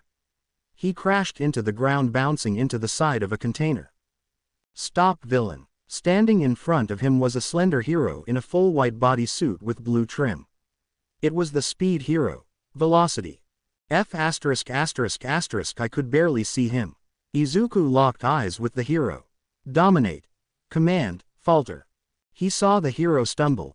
Izuku burst forward with his supernatural speed and swung a kick with all his might at the hero's right leg. He heard the bone-crunching snap and the Velocity scream. As he turned and ran to the gate, a blazing fist sent him flying into the gate. With a crash he hit and tumbled down the gate, falling. He looked up in time to see Endeavor leaping in with a flaming fist. Izuku swung with all his might and their fists collided. He felt his hand break. He saw Endeavor's arm break. Izuku didn't take the time to admire his handiwork. He saw the heroes converging from behind Endeavor. He planted and took off running. A shot of fire hit his back. He screamed as the fire ate at his flesh, the discarded his shirt. Lure of flames. He called the flames off his body to form a ball hovering in his hand. He threw it toward the fuel tanks. The fuel tanks exploded, throwing everyone to the ground. Shota. He was impressed. He had never seen someone in full sprint put on shorts and a tank top before. His target was fast, kept changing direction to make it hard for him to use his capture scarf. Her hair flying out as she ran. She had made a dash, hitting a hard left that left her a straight shot to the port. Unfortunately for her, the area was wide open. He threw his capture scarf. She instinctively rolled to the right, planting her leg, and accelerating. This girl would impress Shota if he weren't so annoyed at trying to capture her. She was fast, athletic, and had natural instincts. He made a desperate leap before throwing out his scarf again. She was late on her dodge, and he caught her ankle, sending her to the ground.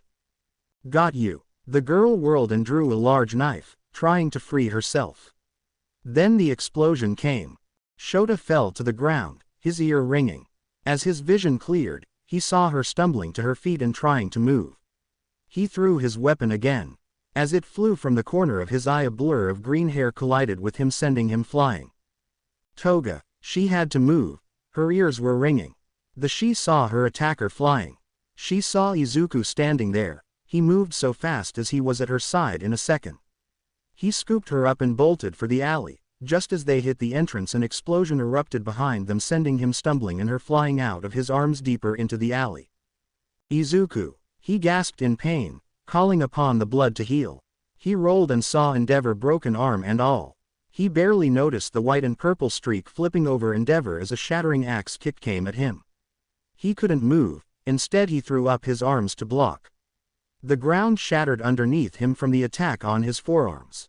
Before he could move, Endeavor followed up with a devastating gut punch, launching him into the alley. Who is this punk Endeavor? A high-priority target, Mirko. Dead or alive? Well then, let's finish this. Mirko rushed into the alley. The target had rolled to one knee. As she came in, she saw him, arms wide, bring them together as two dumpsters sandwiched her. Endeavor followed over the top and was descending when suddenly they came bouncing off a wall, swinging a large knife. She swung. He was able to knock her off course with a blast of fire as the blade bit deep into his unbroken arm's bicep, striking the bone. Mirko threw the dumpsters from her as she saw the target looking undamaged physically. She rushed forward with a devastating side kick. She was not expecting what would happen next. The target seemed to blur, sliding under her leg before taking her back. Then he bit her. Izuku plunged his fangs deep into the muscular bunny woman's neck, drinking deeply. Hoping the intoxication effect would bring the hero down. He gulped, needing to replenish his blood supply. He heard a moan escape the woman's lips before she reached over and threw him off her, tearing a gash in her neck. As soon as the target bit her, the flood of pleasure was insane. Mirko had never felt anything like that. She wanted to succumb to the pleasure. She was about to till her rabbit part of her brain fired up that this was death's sweet embrace. She reached deep and threw the target off her. The gash in her neck was immediate. She threw her hands to her neck to try and staunch the blood flow. The target rolled to his feet. Izuku saw the blood flowing from the bunny hero's neck. Endeavor had a broken arm and the other had a Toga's blade buried into it. Toga was lying in heap off to the side, severely burned. At the entrance of the alley, he saw the man who had killed Agatha. Your friends are dying. So is yours. Lure of flames. He pulled the flames off Endeavor, which made the hero scream, and threw it the trash, setting it ablaze. Movement of the mind. He pulled Toga to his arms. Chase us or watch them bleed out, your choice. Izuku re-upped his body with celerity and blood boost, then took off down the alley. Shota. He wanted to chase, but Endeavor was in bad shape and Mirko was even worse. With a fierce grimace, he let the green-haired boy escape, rushing to save the young hero Mirko. Izuku and Toga. He raced off with the burned girl, going as fast as he could towards the station, hoping for a train. For once luck was on his side. The train was getting too ready to depart, so he bypassed the ticket station and hit the platform. The attendant went to confront him. Dominate the lesser mind. We have tickets, direct me to an empty cabin. We are not to be disturbed. The attendant blinked. Yes, sir, 5th cabin on the right. Izuku moved as directed. Once inside, he locked the door and drew the blinds closed. Sorry about this. He bit into his wrist. Tilting Toga's head back, he held his bleeding wrist to her mouth. As the blood dripped, it was only a moment before her eyes snatched open and she clamped onto his wrist, drinking deeply. As she did, the burns began to heal. He could hear her moans. When he finally and forcefully pulled his wrist away, she began to convulse in pleasure. He stumbled back, closing the wound. Toga looked at him with a wicked smile. More. Toga looked at Izuku like a man dying of thirst in the desert who just found an oasis. Izuku held his hand up to signal her to stop. I can understand your desire here, but if you take much more, I am going to frenzy and attempt to kill you to get it back. Toga licked her lips and pulled back some. So if I get you feed up, I can get more. Yes, I need blood. I used a lot during that fight and our escape, but then I had to heal you up. Why did you heal me up? You attacked Endeavor. There was no way I could take him, that bunny hero or the hobo, by myself. It gave us the opening to escape. I wasn't about to leave you behind. Besides, I need your help to get the out this place. I should just get away from you at the next stop, you seem to be a walking trouble magnet. But now that guy knows what I look like, I am sure that my face is going to be plastered all over the place with yours. The thought of not being able to be me anymore is not pleasant. And we need to get you feed up in case we get attacked again, and so I can get more of you in me. Let me head out and see if I can get some blood and food. As well as some clothes for you, though you naked is nice. Toga smiled. You take such good care of me. Play your cards right and we can have some real fun. She wiggled her eyebrows at him as Izuku slipped out of the room. Toga, that blood, holy shit. I have never tasted anything like that or felt anything like that. The voices are quiet, I feel so energized. This is dangerous, I am dodging the number 2 hero, some underground dude, and that rabbit bitch Mirko. Not to mention all the other pros on our tail. I should see if I could turn him in and get a pardon. If I ditch him, there is no more blood. But I may be able to get free. There is no scenario where this ends good for both of us. I can't do anything till I get some clothes. But sorry Izuku, I need to do what I need to for survival. Izuku. Luckily finding a few victims was not as hard as Izuku thought. The first one had tried to pull him into a sleeping room and mug him. Izuku left him alive. The second was rooting through the luggage compartment, so that made it. So Izuku even had someone to take the fall for that. For all the bad luck he was having, he would take a couple of easy wins. The last one was a little bit more difficult as he was exiting the luggage car when he bumped into a conductor. After a brief struggle he made his way back to Toga, attempting to plan his next move. He was running scenarios as he entered the sleeping car where Toga was waiting. She sat up immediately and was eyeing him. He took a seat across from her and took off his shirt, tossing it to the side as she climbed onto his lap. He could feel her excitement, she was trembling with it. As she straddled his lap, he could feel her wetness against his crotch. Her eyes were pinpricks looking at him with barely contained desire. He closed his eyes and tilted his head to the side, baring his neck. She leaned in and lightly kissed his neck before slowly biting down. Her canines punctured his skin and the blood flowed into her mouth. He heard her moan as began to grind against him. Her arms snaked around his head, her hands burying them in his curly hair. He cock-hardened against her, causing her to grind against him harder. He wrapped his arms around her waist, quickening their pace. She broke from his neck, their eyes met. Mutual gazes of pure lust radiated between them. Slowly she kissed him. Soon their mouths opened as their tongues battled for dominance. Moans escaped them both. His hand found her hair. He pulled her head back as she moaned in pleasure. He buried his fangs in her throat, taking back the blood she just took. He heard her squeal and felt her begin to convulse against him as she reached orgasm. Her hands detangled from his head and began to fumble with his belt. She managed to free him as he pulled away from her neck. She found his neck and blood again. Drinking deeply, she rose on her knees, lining up her wet beep with him. In a sudden motion she drove him inside. Between the blood and desire she came again. He grabbed her by the hips and began to drive upwards into her. When she broke contact with his neck to let loose a lustful scream, he took back his blood. Any sense of decorum fled at that point. Her cries filled the room and spilled into the hall. They began to kiss furiously, tasting the blood on each other's lips. Izuku rolled her onto her back, driving as deep as he could to her delight. Words failed them, their words turning into grunts and moans. He was close at first. He started to try to fight it back. After all, in all his encounters he couldn't come until she said, "Come for me baby. Come inside me," and then F*** me again. F*** me till we don't remember our names. Oh God, Izuku, give me all you have. She moaned throatily in his ear. Izuku lost it. He felt himself released to her delight.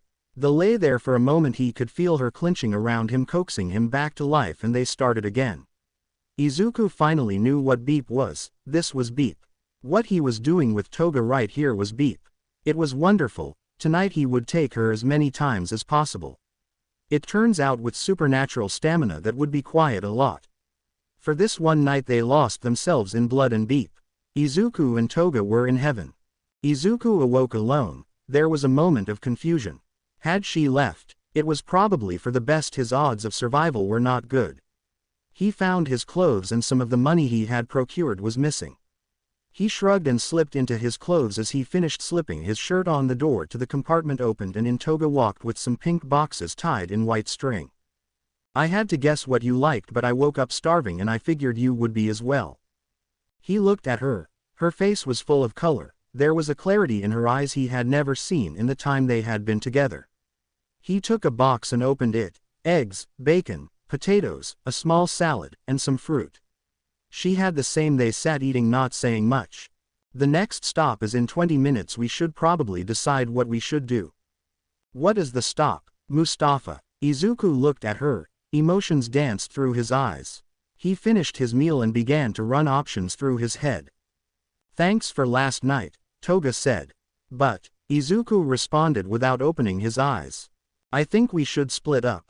I need to vanish, and you need to try and get wherever you are going to try and go. Are they waiting for me at the station? Or are you supposed to lead me somewhere? Hey, what are you? He held up his hand. I am not upset. You are a survivor. There is no way out of this, not for both of us. Odds are so slim that I can escape the country. It is practically zero. You were wanted for all we did, and I am sure for some other stuff. The best way for you to get out of this is to have offered me to them so you can survive. I am supposed to lead you, Toga said. He opened his eyes, his green eyes staring into her soul. Well, I am not just going to follow you into it. There is somewhere I want to go and maybe see someone first. He sighed and looked out the window. Where are you supposed to lead me? She gave him an address. Warehouse is not a lot of civilian risk. I'll meet you there after I do what I need to do first. How do I know you will show? Honestly, you don't. I could attack you now and we can possibly kill each other, but I would like to think I have built up some credit. Toga looked at him. It, sure. Izuku. The two departed at the station, heading in different directions. Izuku walked the familiar streets in a quiet daze. He made his way to the familiar apartment building. Slowly he made his way up the stairs and stopped outside the door. Activating his auspex, he focused his hearing and heard nothing. He forced the door and saw the apartment empty. He walked the floors looking into the barren bedrooms. Part of Izuku had wanted to hear his mother's voice. He wanted to see her one more time. He turned and walked away, making his way towards the warehouse district. He stopped and tried one more time. Finding a payphone, he dialed the number he knew by heart. When a strange voice answered, he just hung up. Slowly he walked towards the building Toga had told him. She was waiting outside. He had scanned the area with his aura sight. As he was walking into the area, there was a lot of them around. Once he crossed a threshold, he saw the ones behind him moving into position. He was surrounded. Did you get to do what you wanted? No, she was gone. I knew she would be, but part of me hopped. Your mom. Yay. She held out for a bit, but eventually she gave up. Hey Izuku, thanks for last night. Kind of AF head up thing to say with what is about to go down, but either way. Thanks to you, Toga. I got to feel alive for once. You wired. Yay, they heard everything. Well, you should stay out here then in case it gets messy. Izuku opened the door and stepped inside. You know I am here, and I know you are here. Shota. He was silently cursing as he listened to the audio from Toga. Then the target entered the building. He watched him walk in and call him out. Shota walked out as Hawks and President Mike took up their positions. Tired of running, Shota said. Kind of. I don't have the contacts to get out of the country after the fiasco the other day. Toga can't get me out, so I figured she would reach out to you to cut a deal, and I would offer myself up. You think that you are going to jail or something? Nah. I bet you are going to take my head like you did Agatha or the Lord of Blood. And you are just going to let me. This all started when I jumped off a building, trying to kill myself. Since then I have been torn apart, rebuilt, enslaved, assaulted, burned, made to fight in a pit, burned again, and had pleasant train ride. I wanted to run out of a sense of self-preservation, but I don't want to run for eternity. I am just tired. I tried slitting my wrists, taking pills, and jumping off a building. Suicide by hero seems like a good bet. So, what needs to happen so Toga gets her deal? Why do you care? Sadly, She has been the best thing I can remember at all. Well, her and my mom before IF ***** ed her all the way up with my problems. Surrender. Izuku went to his knees and placed his hand above his head. Don't ***** this up, I don't want to wake up on the table again. Do you have a name? Izuku Midoriya, if you can find my mom, her name is Inko. Tell her, I'm sorry for everything I put her through. He saw some heavy metal cuffs come floating out of the darkness carried by red feathers. It was an interesting feeling as they were slapped on him. He saw Hawks and President Mike come walking out. Shota, are you sure? Mike asked. We have to, Mike, now hand it over. Izuku watched President Mike walk over and had Shota a large heavy bastard sword. Izuku lowered his head exposing his neck. He saw Shota take a stance next to him raising the heavy blade into the air. Izuku closed his eyes. He could hear the blade cut through the air. He suddenly felt weightless. She felt it. Something inside of her reacted when Izuku's head was separated from his body. It bubbled inside of her. It called inside of her. It called for blood. The sky darkened, the sun turned red, and the city panicked. As the freakishly black clouds formed out of nothing, the warehouse was quiet. Shota looked around for a moment. Before he noticed it, the blood on the floor was vibrating, bouncing, and pooling. Hawks, light him up, Shota yelled as he hastily dumped gas on Izuku's body. Hawks sprang into action and set the body ablaze. The fire roared to life. Shota took a shaky breath in relief. He was wrong. The fire was raging this way and that. Then it seemed to start to sway, the tips of the flame no longer wild. Suddenly arms made of flame exploded from the inferno and grabbed the severed head, pulling it to the body. Through the flames, they saw the body stand, and over the flames, they heard the sickening sound of bones breaking as the figure in the flames' shape changed, growing taller, limbs growing longer. Through the flames the head morphed with grotesque bat-like features, eyes blood red. The flames fired out past Shota towards Hawks. Hawks' eyes widened as he deftly dodged to the side. To his horror the flame turned and came rushing back. He took the air as the inferno gave chase. Shota and Mike turned, seeing the horror of the abomination in front of him, fur and flesh burned, blood-red eyes. It blurred past Shota appearing in front of President Mike, its claws diving deep into and out of the gut. Shota screamed and charged at the beast swinging the bastard sword. The monster didn't move. With a backhand Shota went crashing out of the building, his body bouncing off the concrete, his ribs broken, possibly his sternum. Blood exploded from his mouth, and he saw it flow into the warehouse. Hawks raced around the building attempting to escape the fire that chased him. He dove towards the back of the beast hoping to cause the flames to crash into the monster. As he narrowly dodged a claw swipe, the fire split around the bat creature. Hawks raced out of the hole in the wall and up into the sky. He needed room to maneuver. Toga saw the pro-hero explode out of the building, and the blood spilled flying into the newly made exit. She knew what was coming. Toga froze and fell to her knees. The creature stepped out as heroes and police sprang from their concealment. They froze at what they saw. It turned its head, its gaze falling upon Toga. Slowly it extended its hand, and the claws lightly caressed her face. Shota got to his feet and activated his quirk more out of instinct than anything.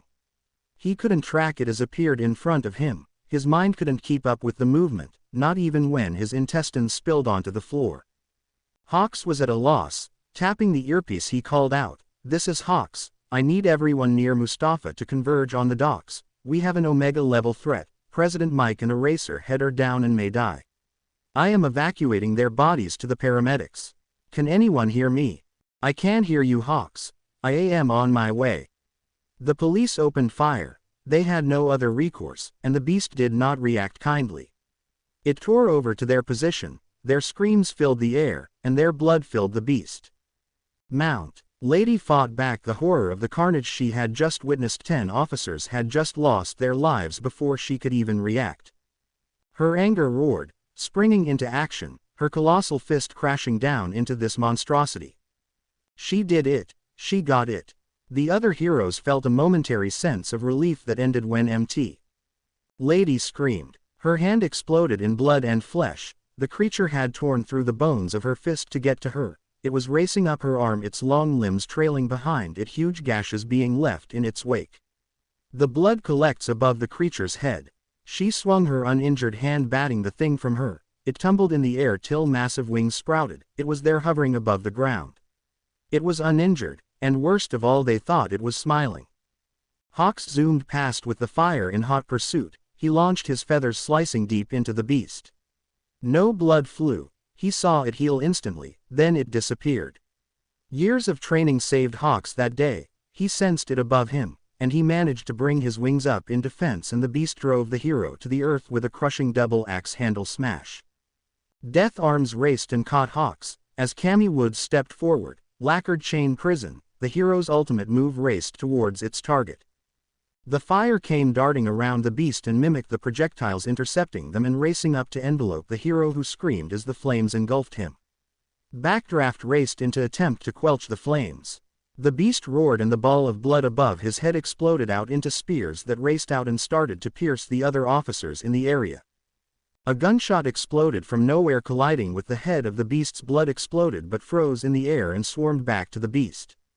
As the monster's head came back into view, they could see the bullet had pierced the creature's eye. They watched in horror as it reformed. It spits the bullet on the ground below. Snipe had taken his best shot. The teacher of UA rushed onto the field as a cement prison wrapped around the monster. Vlad King ran crouching in front. He cupped his hands as Midnight ran and was tossed onto the top. Tearing open her suit, her gas began to flood into prison. Toga had been watching the display, having not moved. Something inside her welled up. Move! She shouted to the rated R heroine. Midnight dived away as the Cementus's prison exploded, the gas floating down. The beast looked around him at the fresh collection of heroes and smiled. In a voice that would haunt their dreams. Bleed for me. Vlad attempted to withdraw before his leg was pierced into the ground by a long claw. I remember you, it said. Ectoplasm swarmed the monster, driving it away and allowing the blood hero to escape. It seemed to be working when the clones began to freeze and fall away. Hawks took advantage of the situation and came at top speed with a blade of his feathers. It struck true. The creature's head did not fall from its body. Instead it reached and grasped the hero, its claws piercing Hawk's torso. The fire formed and coated the hero's wings. Another well-placed shot drove the creature back for a moment before the blood spears raced and returned to the creature. The damage healed. Its muscles swelled, the skin took on a metallic gleam. Cementos managed to erect a barrier that shattered under the attack of the beast, sending him flying back. Ectoplasm and Backdraft pulled Hawks back. The heroes gathered the best and took a step at its feral grin spreading. Vlad King knew they were dead. Endeavor was too far away and hospitalized. Shota was clinging to life along with President Mike, Cammy Woods, and MT. Lady was out of commission, along with Hawks. The beast blurred and was in front of them. They couldn't track it. In a single desperate act, he pushed Midnight away. Today was the day he died. Well, almost died. Detroit smash. Fall back, heroes. It is all right because I am here. The creature was launched back. One of its wings had put itself between it and the strike. All Might, it said. All Might launched forward in a blur. His right hook landed the following uppercut. The creature dodged, and the creature buried its claws into the hero's side. All Might grit his teeth and with a massive backhand, he sent the creature back. He saw the blood on the beast's claws flow up into the monster's mouth. All Might. All Might heard it, the questioning at the end of his name, but he couldn't focus on it. They rushed each other, and the heroes couldn't follow the exchange, the flurry of blows, the blood flying only to be reabsorbed. All Might was launched into the air with a vicious uppercut. Before he could recover, the creature appeared above him and hammered him back into the earth. It followed the hero to the ground and drove its claws through the hero's shoulders. All Might, it said. All Might battled through the pain and grabbed the creature's head, his thumbs gouging out the monster's eyes. It screamed and scrambled away.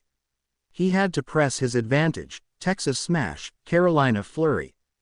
The creature was pummeled and sent flying away, crashing into the side of the warehouse. It was healing but slowly. It stumbled forward. All Might, it whispered. You must be stopped, foul demon. United States off SSSMMMAAASSSSHHH. The devastating attack flew forward. The creature met the attack, the claws on its hand collapsing into a single blade. All Might altered the trajectory of his all-out attack. The blade bit deeply into his forearm, carving a path up the hero's arm. All Might pushed through his punch, landing true with a sickening snap. The monster's head turned, rotated, facing the other way. It fell there to its knees. All Might stepped back, blood pouring from his arm. A single burst of sunlight broke free, the light a golden yellow, no longer the blood red. It fell upon the beast. Its body began to smoke. All Might. The hero froze. Its head sickly fixed itself. Like a creeping infestation, the sun began to darken, not red this time but black.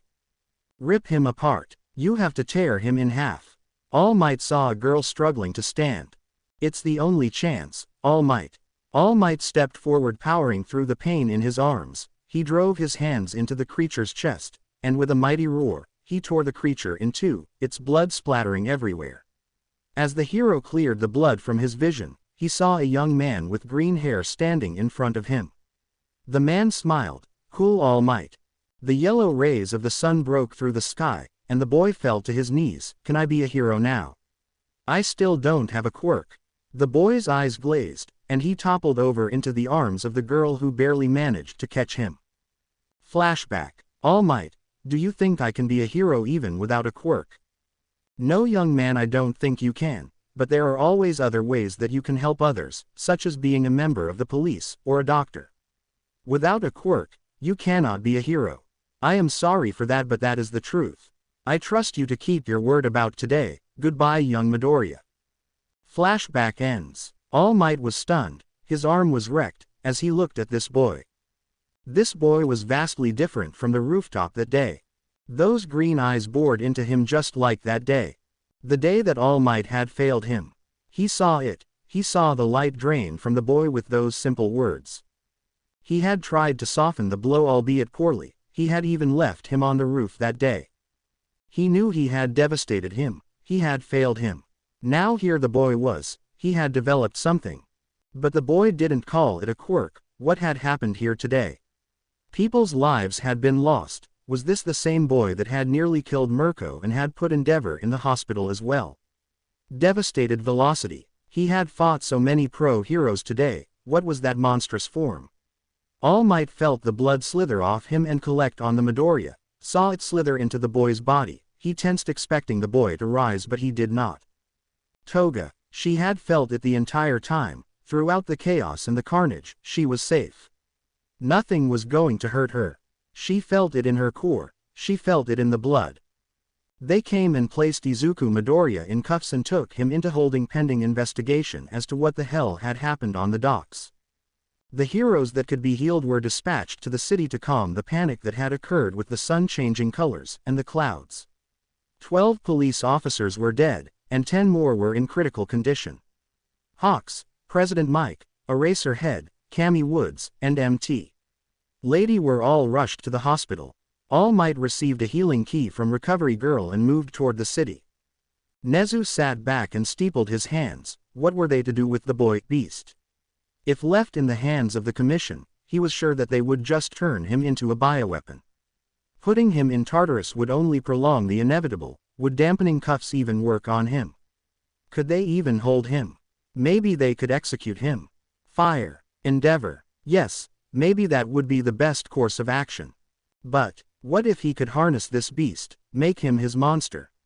The monster of the U.A. The boy wore human skin, but was it truly human anymore? Let the hunters execute him, or at least try, and when they fail, come in and save the monster. Yes, make the monster his. The mammal began to giggle. The giggle turned into a cackle. This would all work out marvelously. Either way, he wins, and the Commission loses. Weak Izuku sat in his cell, bound and chained, his mouth covered, his eyes hidden behind goggles. They thought it made them safe, that if they couldn't see his eyes, they were okay. They were wrong. He could still dominate them if he chose. He played along with their assumptions. It gave him an escape if needed.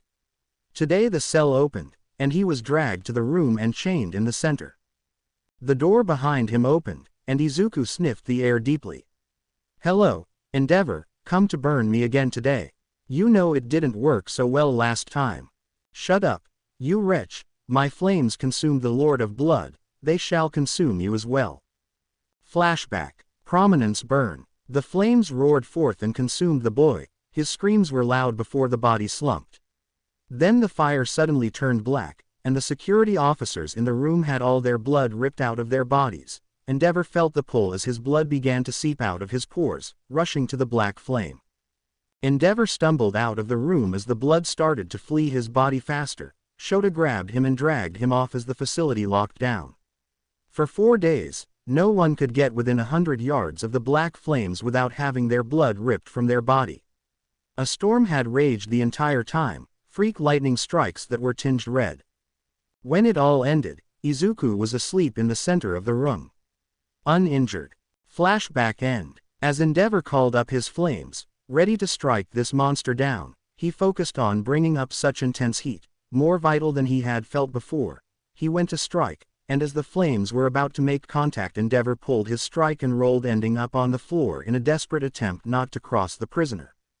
Endeavor, what happened? Shota Aizawa voice rang over the intercom. My fire started to go black before I even touched him. Endeavor responded as he rose back to his feet. So, no fire today. Are we going to try beheading again? The last 5 times didn't work. What about poison? You poisoned my blood. That was an interesting time. The dreams were rather vivid. Izuku said. Endeavor stormed out of the room. Izuku just sighed and let his body slack against the chains. He didn't understand it himself. His body was reacting out of his control. When the first attempt at the fire, Izuku didn't even know what happened till he regained consciousness. During the executions, his skin had hardened into black like armor without his will. He tried to pull it up on his own but to no success. So, unless they drowned him, and he didn't know if that would work, the only other option was to starve him. Observation room. Shota slammed his hand on the desk. Why couldn't they kill this kid? Silver, holy items, wooden stakes, fire, and sunlight failed. Short of convincing All Might to rip the kid's head off, he was out of ideas, and the Hero Commission was breathing down his neck. He would have to answer them soon and likely turn the boy over to them. All Might was a problem alone. The hero kept trying to corner Shota and talk to him at every chance. He seemed to know the kid before his change and kept asking about him. About his treatment and why no charges had been filed. What were his conditions? What was going on? It was one giant headache. All Might had even mentioned in their last conversation that he had just about run out of professional courtesy. Nezu had gone radio silent and was out of the damn country. That damn rat seemed to be enjoying the whole affair. They could try and charge him with various crimes, but the kid could then drag Shota and the hunters, vampires, and everything into the light, causing many other problems. They couldn't kill him. All Might wasn't about to let them lock the kid up in all eternity, and they couldn't just let the Hero Commission get their hands on him. That was becoming more of a reality with each tick of the clock.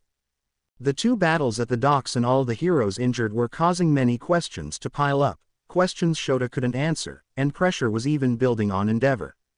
Who was the mystery villain that had escaped him twice and put him in the hospital? Mirko wanted to know what was going on. What the F*** am I going to do? Endeavor walked in, ending a phone call. The situation has escalated. The Hero Commission is sending an accessor team to interview us and those in the containment facility. They also want a full report on the boy, and they want to talk to him as well. We have 48 hours to kill him or figure this out before they come and take him. Minus 24 hours. Izuku was in his cell once again. Not much he could do much but lose himself in his imagination. His mind drifted to the Himiko Toga, her body, her blood, and strangely her laugh. Not the fake one she used, he could tell that one, but the real one. He had heard it only once at the Love Hotel, and it was brief, but he remembered it. He didn't know what fate awaited him, but he hoped to at least talk to her one last time. After all, she was the only thing he had ever had for a friend. A friend had sold him out, but he understood why. It was the right decision. What did he expect? For her to fight side by side with him while they died in a blaze of glory. She would die, but he wouldn't. Could he? It was strange that his whole life he had spent alone, driven into the darkness and a voice by society and Bakugo, and so devastated that he was quirkless that he had given up on life. He was never doing anything else, never thinking about anything else. A hero was all he wanted to be. Never did he do anything to be a hero. He just took the beating society had given him and rolled over, showing his belly. He had never fought as hard as he had till after the Lord of Blood had died. Nothing had driven him more than some insane desire to survive, but to what end? What was he going to do? Live a life in solitude? Not possible. That he needed blood. Become a vigilante somewhere? Possible. He didn't want to survive, he wanted to live. For once in his damn life, he wanted to live. All he had ever done was try to survive. Even when he tried to take his own life, he managed to survive. Hanging. His mother found him, slit his wrists, found again enough pills that he should have died. He woke up on the bathroom floor. She cried over him the first time, yelled at him the second, and left him the third time. He jumped off the roof for the fourth time because the Lord of Blood wanted him. He survived the terrible reshaping of his body, survived battles with heroes, he survived execution after execution attempt. He would live the next time. Next chance, he will live, even if he must kill everyone in his way. Slowly he began to work the lock with his blood magic carefully. He stopped when the door opened. Am I bear? Am I a dog? Or am I a mouse? A high-pitched voice pierced Izuku's ears. Neither am I the principal of U.A and your new legal guardian. Izuku lifted his head, catching a glimpse of the creature in a suit standing in the doorway. How? Well, I tracked down your legal guardian, offered them a large sum, and they signed all the paperwork immediately. Especially when the possible legal ramifications of your little escapade were made aware to them. How was she? Indulging in a lifestyle that will burn her out soon enough, but she had deluded into believing she was having fun. The human mind is interesting, capable of wondrous and terrible feats. Why? Simple. I do not want you to fall into the hands of the Hero Commission and become their tool. You want me to be your tool. Of course, better the devil, you know, and all that jazz. Mr. Midoriya, here are your options. You come with me and gain a semblance of life, and who knows, you might even enjoy it. You go with the Hero Commission and become a weapon for them, trading one cage for another. Option 3. They try to dump you in the deepest part of the ocean and see if that works. You are telling me I won't be in a cage with you? Oh, you will be in a cage, but I offer freedom from the cage. I believe that something inside of you wants to live truly. All Might told me what you said before you passed out. Do you want to be a hero, Mr. Midoriya? I don't know. I don't. I have survived my whole life, even when I didn't want to. I want to know what it is like to live. I can only give you the opportunity. It is up to you to seize it. Let us get you out of those chains, bathed, and fresh clothes. Because frankly, you smell terrible. The cage. As far as cages go, at least it was rather pleasant looking. The room was large, reinforced steel, with a few windows, a kitchen, bedroom, bath, and small sitting area, everything a growing boy would need. He noticed it seemed secluded from other housing or buildings, theorizing that the site was laid with some explosives to contain him. The window had bars and sensors, the door could be locked and secured outside, and video surveillance throughout. There was a computer, television, video games, and books. It was a cage, a gilded cage, but one, nonetheless. Nezu laid out the rules. He was to be in his cage from 8 p.m. to 6 a.m. He would be under constant surveillance during all times. He was not to hunt, as the school would provide his nutritional requirements. No violence against staff or students would be tolerated. He had 10 months to study to pass the written test for proper entrance into U.A. He would also be required to take the practical exam. Daily therapy sessions and thrice-weekly medical exams. He was to always follow all the staff's orders, except for any that would endanger his life. Failure to report any dangerous urges or intrusive thoughts would not be tolerated. Izuku accepted the terms because it was not like he had any better options, and he had already experienced life on the run once. Twice did not sound like it would be fun.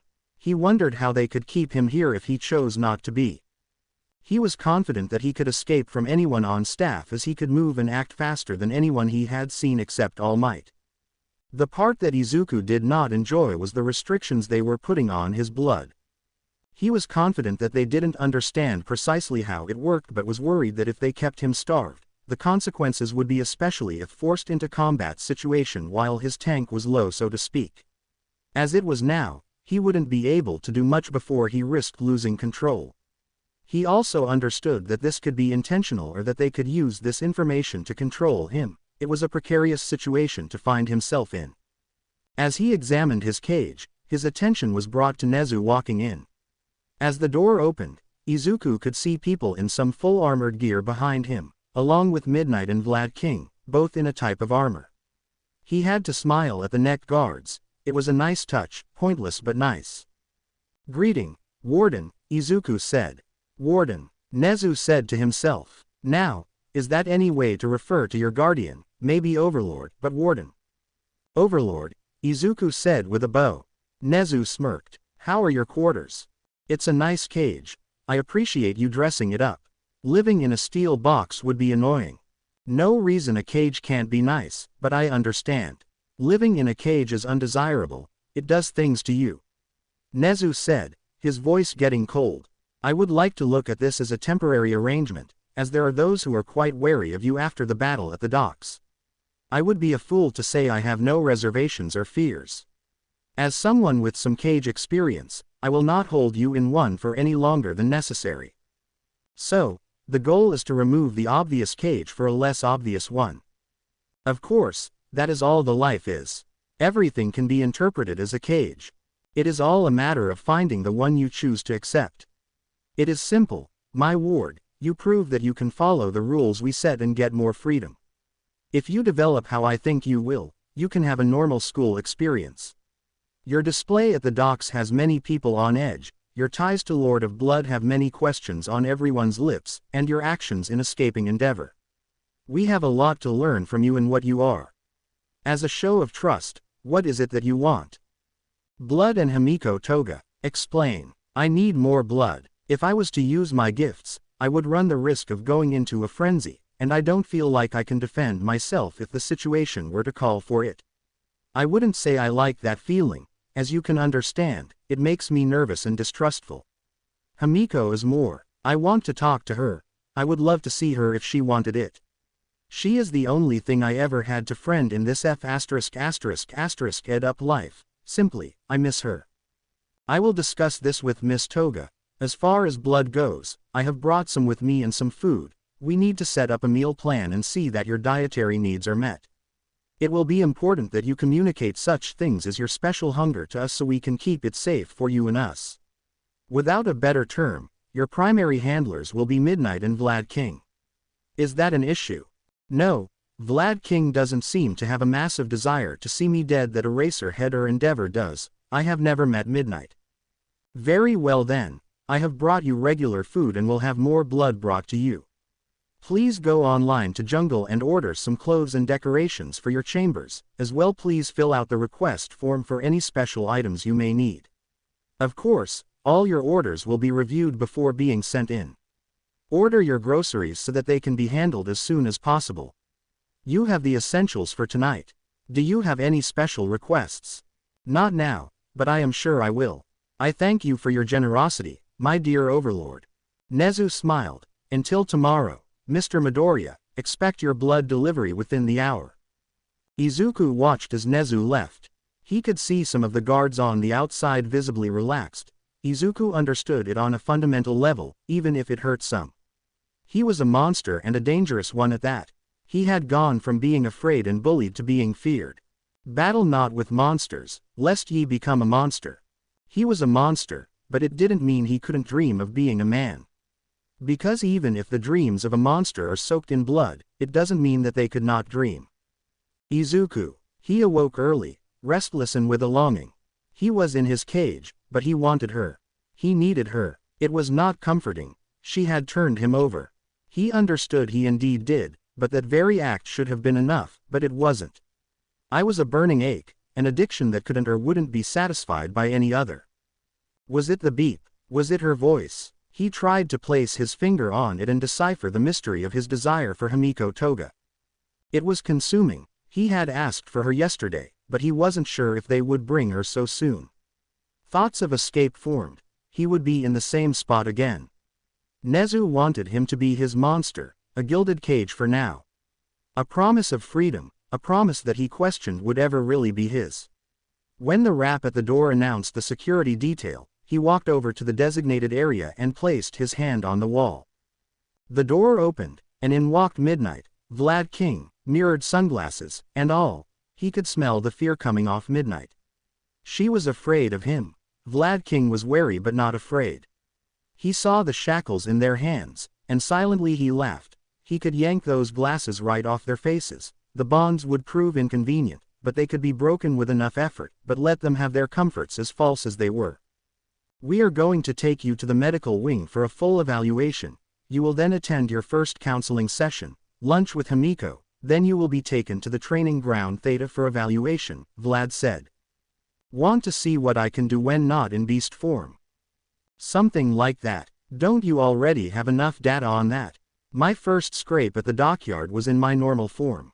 So was our first encounter, Vlad. You were different when we fought. I don't think it would be the same. Now will you allow us to shackle you? Sticks and stones may break my bones, but whips and chains excite me, he said, submitting to them binding him. Midnight shuddered some. She was uncomfortable around him, and he scared her, but he also seemed to permeate her mind at times. The shackles covered his hands thoroughly, the chain ran around his waist to a set of ankle shackles, and a metal mask and collar were placed around his mouth. He was looking every more at the part of the monster. He was escorted out into the daylight. The same armed guards ringed him as they moved, keeping a measured distance from him, weapons in their hands. He noticed a few of them had guns. Interesting. They would walk and stop them from moving again. This process repeated once they entered the school. Izuku could piece together that they avoided coming into contact with other students. A small laugh escaped his lips. Something funny? Midnight asked from behind him. I feel like the school's dirty little whore being moved like this. You were stopping to make sure no one else sees me. I take it lunch will not be in the cafeteria. No, it will not. We are just taking precautions for your sake. Liar. You are doing it for the school's sake. You would have to answer too many questions if people saw me. And all the security. The rest of the trip was in silence as they entered the medical wing. The room was metal and not inviting. Looking at the cold metal table in the center, he had a momentary flashback to his creation. He wasn't aware of the growl that escaped his throat, causing his handlers to go on high alert. Are you okay, Mr. Midoriya? Nezu's voice rang out over the speakers. Not fond of the room. It brings back unpleasant memories, but I will participate. Carefully his handlers moved him to the table, removing his shackles and having him strip down to his underwear before having him lay on the table, where they re-secured him. Is this how I am supposed to trust you, Nezu? Shackles and restraints. I thought you wanted to give me a chance to be a hero.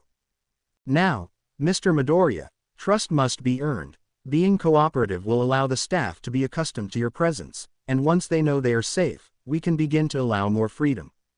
Their only dealing with you was when the beast had emerged, and the experience was more than enough to leave an everlasting impression. Changing minds takes time. They must know you and not that beast. Tolerate what I ask of you, and I will reward you. As your father, it is my job to see you turn from the path you were on to the path I think you should be. Nezu responded. As you wish, father. As the final restraint was put in place, he looked at Midnight, who was double-checking the bond.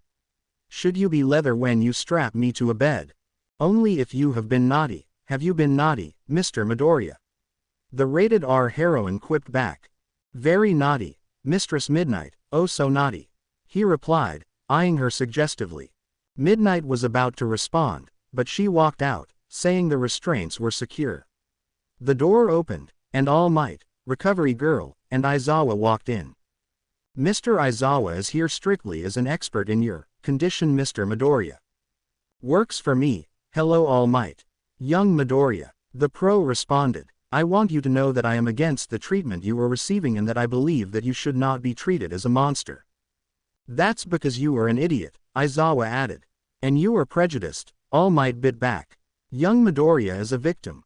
Society and even I failed him. He has been made into something against his will, and you treat him as nothing more than a representation of your anger. Watch your tongue, Izawa growled. Or what? All Might said, are you going to try and attack me? Care to guess how that will go for you? Are you going to try and kill him again? Poison, fire, wooden stakes, silver weapons, and when the beast emerges, what then, Izawa? Whom will you sacrifice on your altar of rage? President Mike, Endeavor, Mirko, Velocity, or do you plan to turn him over to the commission so they can make him what you say he is? It wasn't your wife that died. And it wasn't young Midoriya that did it. The Lord of Blood is dead, his daughter is dead, his sons are dead, and all that lives is his last victim. You call for logical and logical actions, expelling more students than any other simply because they don't meet whatever standard you set forth. Do you also blame the murder victim for being murdered or the kidnap victim for being kidnapped? What will satiate you in this beyond his absolute demise for being turned into something he didn't ask for?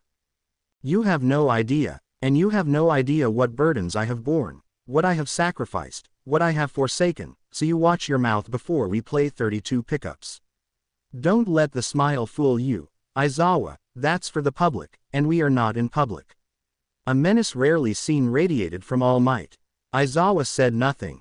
Recovery Girl took her cue to step toward Izuku. Now, do you prefer Mr. Midoriya or Izuku? You can call me whatever you want as long as I can get the autograph of the youthful heroine, Recovery Girl. He responded. You know who I am. Sure do. I was quite the fan of heroes before my incident.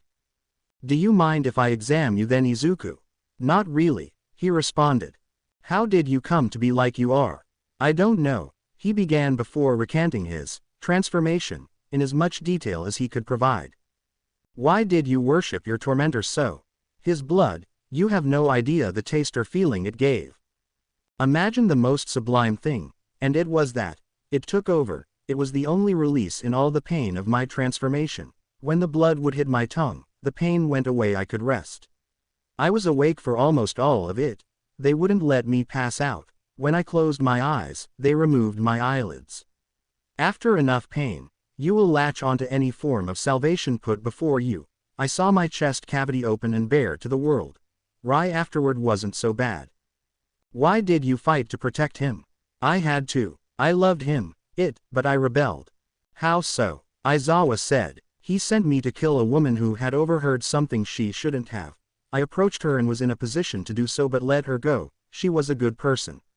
I implanted the command for her to fill a report about the Lord of Blood. Then right before the attack, I was supposed to kill the man in the shop, but I gave him the address of the Lord of Blood. Why? Izawa pressed. I don't know. It wasn't conscious at the time. It was like a part of me was hiding in my mind trying to fight back. It wasn't till you killed him that I was free. I missed him because I felt like I loved him, but I was thankful he and Agatha died. Do you understand what that is like to love someone who did such horrible things to you because of a sweet release? The men in the apartment building. They were raping and beating a quirkless woman, and I couldn't allow that, and I needed blood. The people in the fighting pit. Beast. The ranger. I just took a little bit, she was fine. As cold as this sounds, I need more blood than food. I cannot survive without it, especially if I don't know, running for my life. The police officers. Running for my life and they lived, I could have just killed them, the same with the pros. At the time, my alternatives were or death. I didn't kill anyone, I regret, if that is you're wondering, or is there some point at which you are getting? You point to all these things, but I was running on instinct, trying to find a way to live. Did you ever say why don't we talk and see if we can understand? Would you have? We will never know. Recovery Girl finished all her exams before they left the room, and Izuku's guards returned after he was dressed. He was taken to his first psychiatrist appointment. Results. What are you able to ascertain? Nezu asked. The Lord of Blood is Dr. Frankenstein, and the boy is his monster. The boy's muscles are layered and reinforced, his bones are denser and laced with something. His chest cavity has been reinforced to insane levels. There are organs there that I have no idea what they do or their functions. Can you figure out how to kill him? Izawa chimed in. If I could, I wouldn't tell you without good reason. Yes, he committed some crimes, but he is also a victim. You know that no jury would convict after hearing what he went through. They may lock him in an asylum for a bit, but I am sure he could talk his way out. He is a threat, Izawa said with an exasperated tone. Of course, he is, you idiot, Recovery Girl said. He is a threat for several reasons. We have no idea what his physical limits or capabilities are exactly in this form. They are lesser than his other form, but from all the reports, he can pull off some rather dangerous and extraordinary feats. Same as someone with a dangerous quirk. His bloodlust seems to be under control unless his reserves run low, but that is not any different from those with blood quirks. Do all of you not understand his threat to everyone around him? I do. I saw what he was about to do to all of you before I arrived, All Might said. Can the beast be harnessed? Can it be controlled and kept inside? If so, what potential does Izuku Midoriya have, Izawa?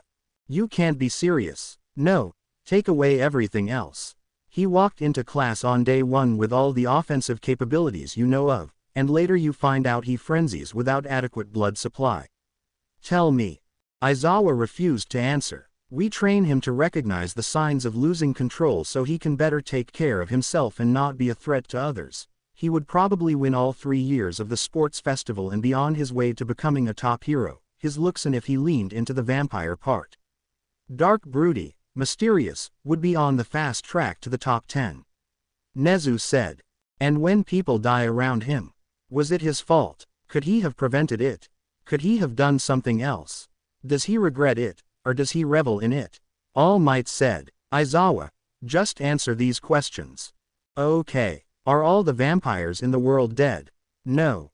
Are there more of them all over the world that no one knows about and even ones possibly more powerful than the Lord of Blood? Yes. Are there more things out there than vampires? Yes. How effective of a hunter would Izuku be if trained properly? Yes, it is, All Might said. Yes, he can be a terrifying destructive force if we allow him to continue down that road alone with no hope. Or he could be the thing that turns the tide of this secret war you have been waging, a hero. And when he fails, what if he doesn't? And what if he does? You can't stop him, you can't kill him, your only hope is to starve him and hope he dies before the beast awakens to ensure that doesn't happen. The beast has only responded to life and death situations he would not have made it out of otherwise. When he fought Endeavor and Mirko, he didn't transform, he transformed when you cut his head off. He started to transform when you and Endeavor tried to kill him. Did you ever think it was a defense mechanism? You were judging him due to his lineage. Would you do the same to a child of a villain that wanted to do good? Nezu added, if he is a monster as you claim, then he will show his true nature, and we will have no choice but to find a solution, but if he is what All Might and I believe, then he deserves this chance. And when I am proven right, Izawa said, then we will need to find a permanent solution, wouldn't we?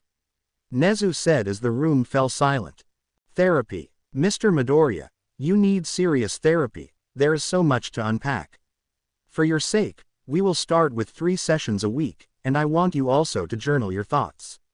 First to discuss. The fact that you even have a remote desire to enter the world of heroics for any reason is astonishing.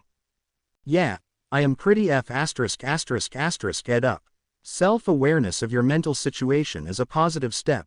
Most are unaware of or have willful blind ignorance to their need for help. I am concerned about this desire you have to be reunited with Himiko Toga.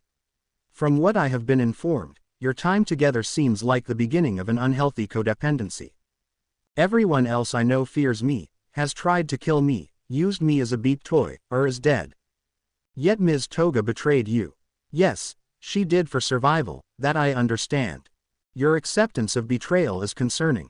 I had accepted my fate at that point, and if the only person who showed the most remote bit of kindness could survive by my surrender, I was willing to allow to have my existence mean something. Your existence does mean something. At the time, there were no other options for me. We judge our existence and its worth by what we can accomplish with it. All I had waiting for me was death. This way, Himiko would at least be able to walk away. Lunch. He entered the room, and she sat nervously at a metal table and chairs bolted to the floor. A yearning sprang forth as soon as their eyes locked upon each other. She sat as she was escorted in and secured to the chair. Once his mask was removed, the guards left the room. I want you, she whispered. As I do you, it's an ache. He replied. I am not allowed to touch you. If I do, they will end this. They are afraid we may be too dependent on each other. I don't get it myself. Are they treating you well? He asked. Yes, I have a safe place to stay. They give me more than enough blood. The lack of it was a trigger to some of my episodes. Schoolwork is tedious, but it beats the streets. A second chance is not so bad, a little restrictive for my tastes, but I am not the one walking around in chains. She stopped as she shuddered. She felt a gentle touch against her thighs. Please tell me that is you. It is, he replied. It's all a game, illusions of freedom. Essentially, you choose your cage. Stifling a moan as the caressing continued. I want to be locked in your cage. I wouldn't mind sharing one with you, but I have to prove to them I am not a monster. People throw that word around too loosely. They don't understand the weight it carries and the pain it causes. We are monsters because we need blood or because of what we have had to do to survive. It is too easy for those that have never been in our predicaments to judge. Those that live in glass houses. He moved the touch to her back, tracing small circles. Do you hate me? She asked with a hint of fear. No, he replied quickly. If I hated you, I could kill you right here, and they couldn't stop me. Maybe they are afraid because we are willing to take steps they are not. No one wants to get their hand dirty. This world may never appreciate what we will do for it, but I don't care. I will know if you are willing, and so will you. Let's be heroes then, or at least we can monsters pretending to be heroes if we pretend hard enough. Maybe we will believe it. It was more of the same. More being moved around like a dirty little secret, more chained lunches, more using his precious blood to touch her. To caress her. Her shudders and labored breath were almost music to his ears, at least in the beginning.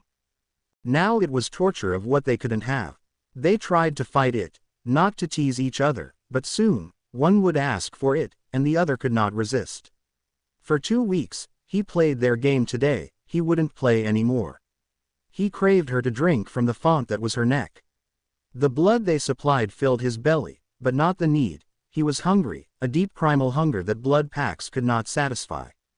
Every day he was denied, his hunger grew along with his anger. Today, when Vlad King and midnight came, it would be a very different day. Morning Izuku, Vlad King said, entering shackles in hand. Same as yesterday. No, Izuku responded. Excuse me, Vlad King said, stepping before midnight. Then they could sense it. The hunger was radiating off of him. They were in here with an animal, and they were his prey. I said no, Izuku repeated. He could smell the fear and trepidation coming off them, but he sensed something else, arousal. It was coming off of midnight, and he stared past Vlad King to her. She tried to avert her gaze, but she couldn't, not fully. I am tired of these tests, tired of your little games at lunch, and tired of performing like a pet in your testing grounds. For 2 weeks I have complied, I will no longer do so. It would be best that the two of you leave before I cannot rein myself in. They slowly backed out of the cottage, the door closing and sealing. Nezu. The call came to him immediately. Izuku was refusing to comply. It was followed quickly by Aizawa proclaiming that the kid was losing control and needed to be handled. Shortly, a call came in for Himiko Toga's handler that the young girl was refusing to open the door or go to her regular sessions. What are her demands? He radioed. She demands to be able to see Izuku Midoriya and not in chains. The handler responded. Pesky children, he thought. First, he had to handle Izuku as he posed a more significant threat should he rampage. It took a short time before he arrived at the cottage. He noted that the guards were all on edge. Vlad King was pacing while Midnight sat with a strange expression. Report, he commanded. Vlad King stepped forward and recounted the exchange. Aizawa came jogging up no sooner than when he finished. Nezu looked at the hunter. I don't recall calling for you, Mr. Aizawa. You didn't, he replied, but I am the best equipped and the most knowledgeable on the subject. I felt my expertise would be beneficial to the situation. Stay back and take no action unless I authorize it, Nezu said, walking to the door. He quickly typed in a code, and a small door opened, allowing him access. When he walked in, he saw Izuku sitting on the couch with a cup of blood on the table. Greetings, Overlord, the boy said. Greetings, Minion, Nezu said. I understand you do not wish to comply with the tests today. That would be correct. You also implied that you were having to rein yourself in. What are you reining in exactly? Hunger, this, he said, motioning to the cup on the coffee table. It fills my belly but doesn't satiate the hunger. It doesn't taste right. This blood is barely palatable, but nothing like drinking from the font. You want to drink from someone directly, Nezu said, raising an eyebrow. That is a difficult thing to provide. No, it's not. Give me Himiko. Izuku said. I am tired of seeing her only in chains, of being unable to touch her. I have played your games for 2 weeks now. You will give what I want, or I will take what I need. Careful now, Nezu warned. That kind of thing could be misconstrued. Misconstrue nothing. I am telling you what will happen. Izuku almost growled back. I have been playing nice and don't want to play nice anymore. What about her safety? Nezu countered. What if you overindulge? I won't. Not with her. If I decided to fulfill this hunger alone, I offer no assurances. I need some time, Nezu said. You have 30 minutes, Izuku said, taking a drink from his mug and making a bitter face. Nezu exited to the visible relief of teachers and guards. What did he want? Aizawa asked. Nezu relayed the conversation. We should deal with him permanently. How about you explain what is happening before we kill him? Midnight retorted, her voice laced with annoyance. You are treating his condition like someone with a blood quirk, like Vlad or M's Toga. All they need is to consume the blood to stave off conditions. He needs to drink it, to take it from the source. The condition is a beast that resides inside. This beast is always there beneath the surface. When his kind loses control, they attack and devour anything they can. Family, lovers, or enemies. They consume life, and you are having it survive from rancid food. This is why we need to put it down. He will continue to hunger and may be able to cage the beast temporarily, but it will break free. Once you allow that thing to walk amongst the student body, it will attack and kill. Options? Nezu asked. I may have to agree with Aizawa. If giving him blood packs is not the solution, how can we agree to allow him to feed directly off of people to keep this beast in control? Vlad King said. I know he is a victim, but now we are asking someone to go in there and allow him to bite them and drink. Aside from Himiko, whom the two are obsessed with each other. I'll do it, Midnight said, shocking everyone. He is a victim, and if this is needed to give him a chance, I will do it. I will let him feed from me. Midnight, I don't think I can allow this, Nezu said. I volunteered not only to guard him but to escort him and to do everything I could to give him a second chance. I am doing this, or you can accept my resignation from the school. Nimari, don't do this, you don't know what you are getting yourself into, Aizawa pleaded. I will not allow him to be put down like some rabid animal if you could even think of a way to do it. Your only solution is to lock him up and throw him into the ocean and hope it works. That the monster doesn't wake up and make sure that he lives like all the other times. She took a deep breath and walked towards the cottage. I don't know if this will satisfy him, but you must figure out what to do about him and Himiko. Turn off the cameras. I don't want this recorded. She keyed the entrance code and walked inside. Nezu turned off the cameras. Inside, when Midnight stepped in, she wasn't sure what to expect. She saw him sitting on the couch and could feel that same sensation wash over her. There had been something about him ever since that night on the docks. She found him invading her mind. Then, when he came to the campus, she thought it was more of the same, the allure of danger. Now, standing there, she had no doubt he could devour her, but she wanted to know what it was like. I asked for Himiko, he said, glancing at her. We need to know that she will be safe. We understand now that the blood packs are not enough, that you need to drink directly from a person. I have volunteered. If this goes well, we can discuss Himiko. I swore that I would do everything I could to give you a chance, and if this is required, then I will do it. She replied, a fierceness in her voice that spoke directly to him. And if it goes bad, he said, then what? Then Aizawa is right, and they will try to kill you. But I don't think it will, she replied. She paused. Regardless of what you are now, you were a victim of the Lord of Blood. You never asked for any of this or the other atrocities in your life. I want to give you a chance because I believe when you say you want to live. I trust you, she said, walking over. Izuku rose to meet her in the middle. She came to stop and tilted her head to the side. Drink what you need to gain control, she said. In an almost sensual motion that made her shudder slightly, he slipped his arm around her waist and pulled her voluptuous body close. As his warm breath grazed her neck, she closed her eyes. It was the barest of a pinprick, then the warm sensation of pleasure spread throughout her body.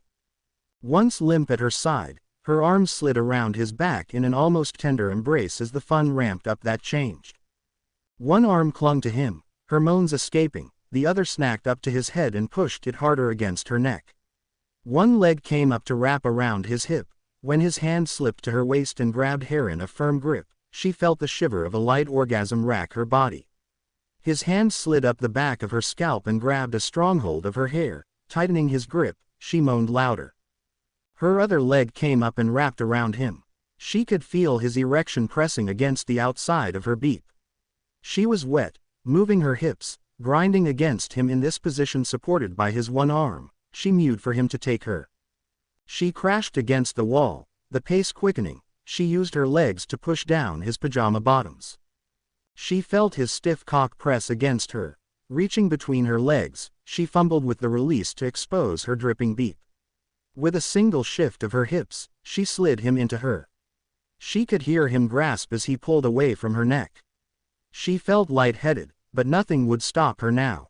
She almost frantically bucked her hips, and as she felt him lick her neck, he plunged deep inside her with both hands under her ass, sending her into orgasm. There against the wall, he claimed her. She was being ed.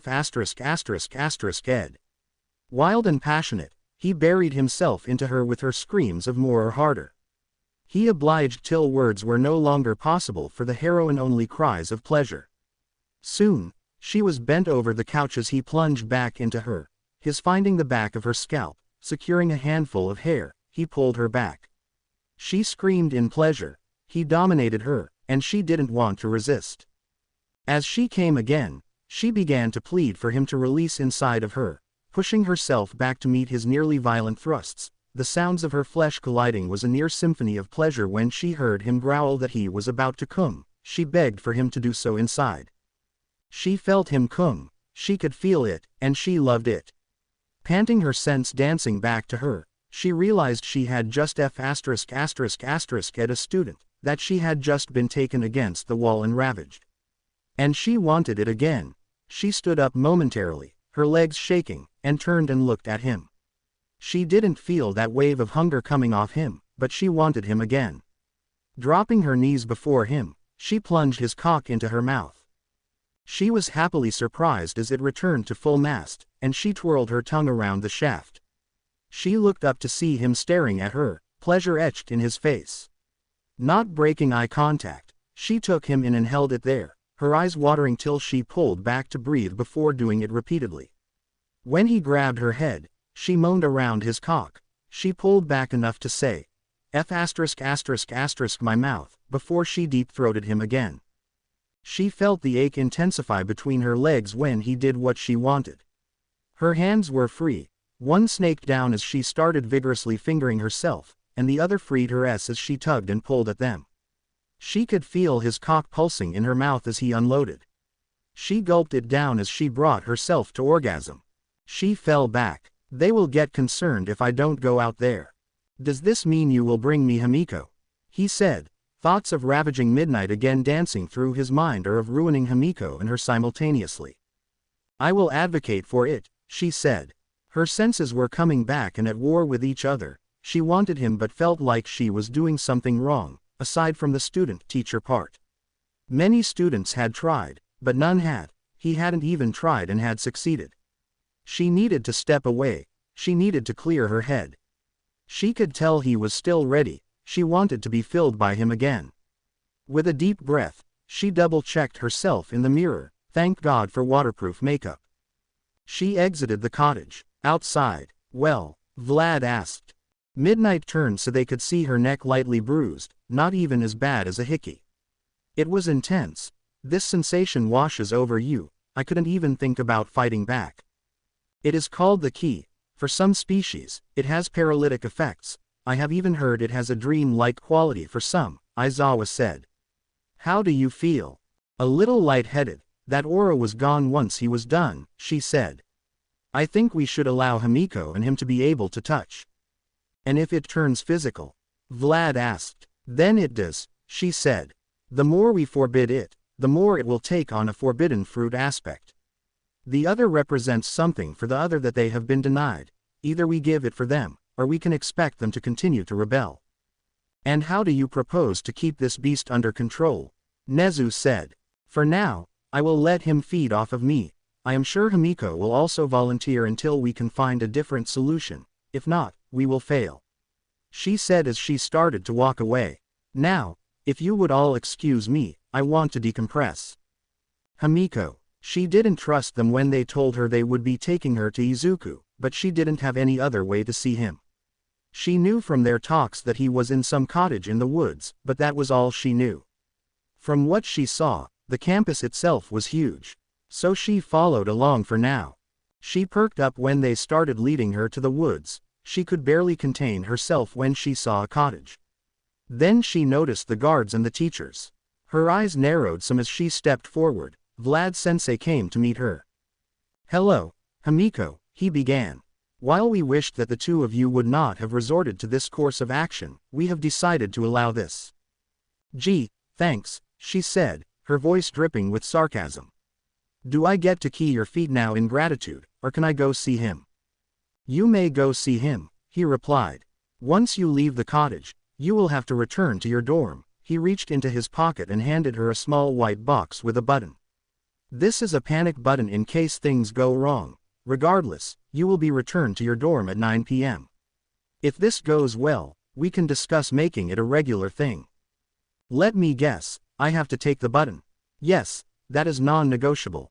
She rolled her eyes, taking the button as she walked to the door, blocking the keypad with his body. He typed in that code. The door opened, and she stepped in, closing behind her. They immediately locked eyes, and she ran and jumped into his embrace. To be continued. I hope you enjoyed this story. Also remember to subscribe and like this video.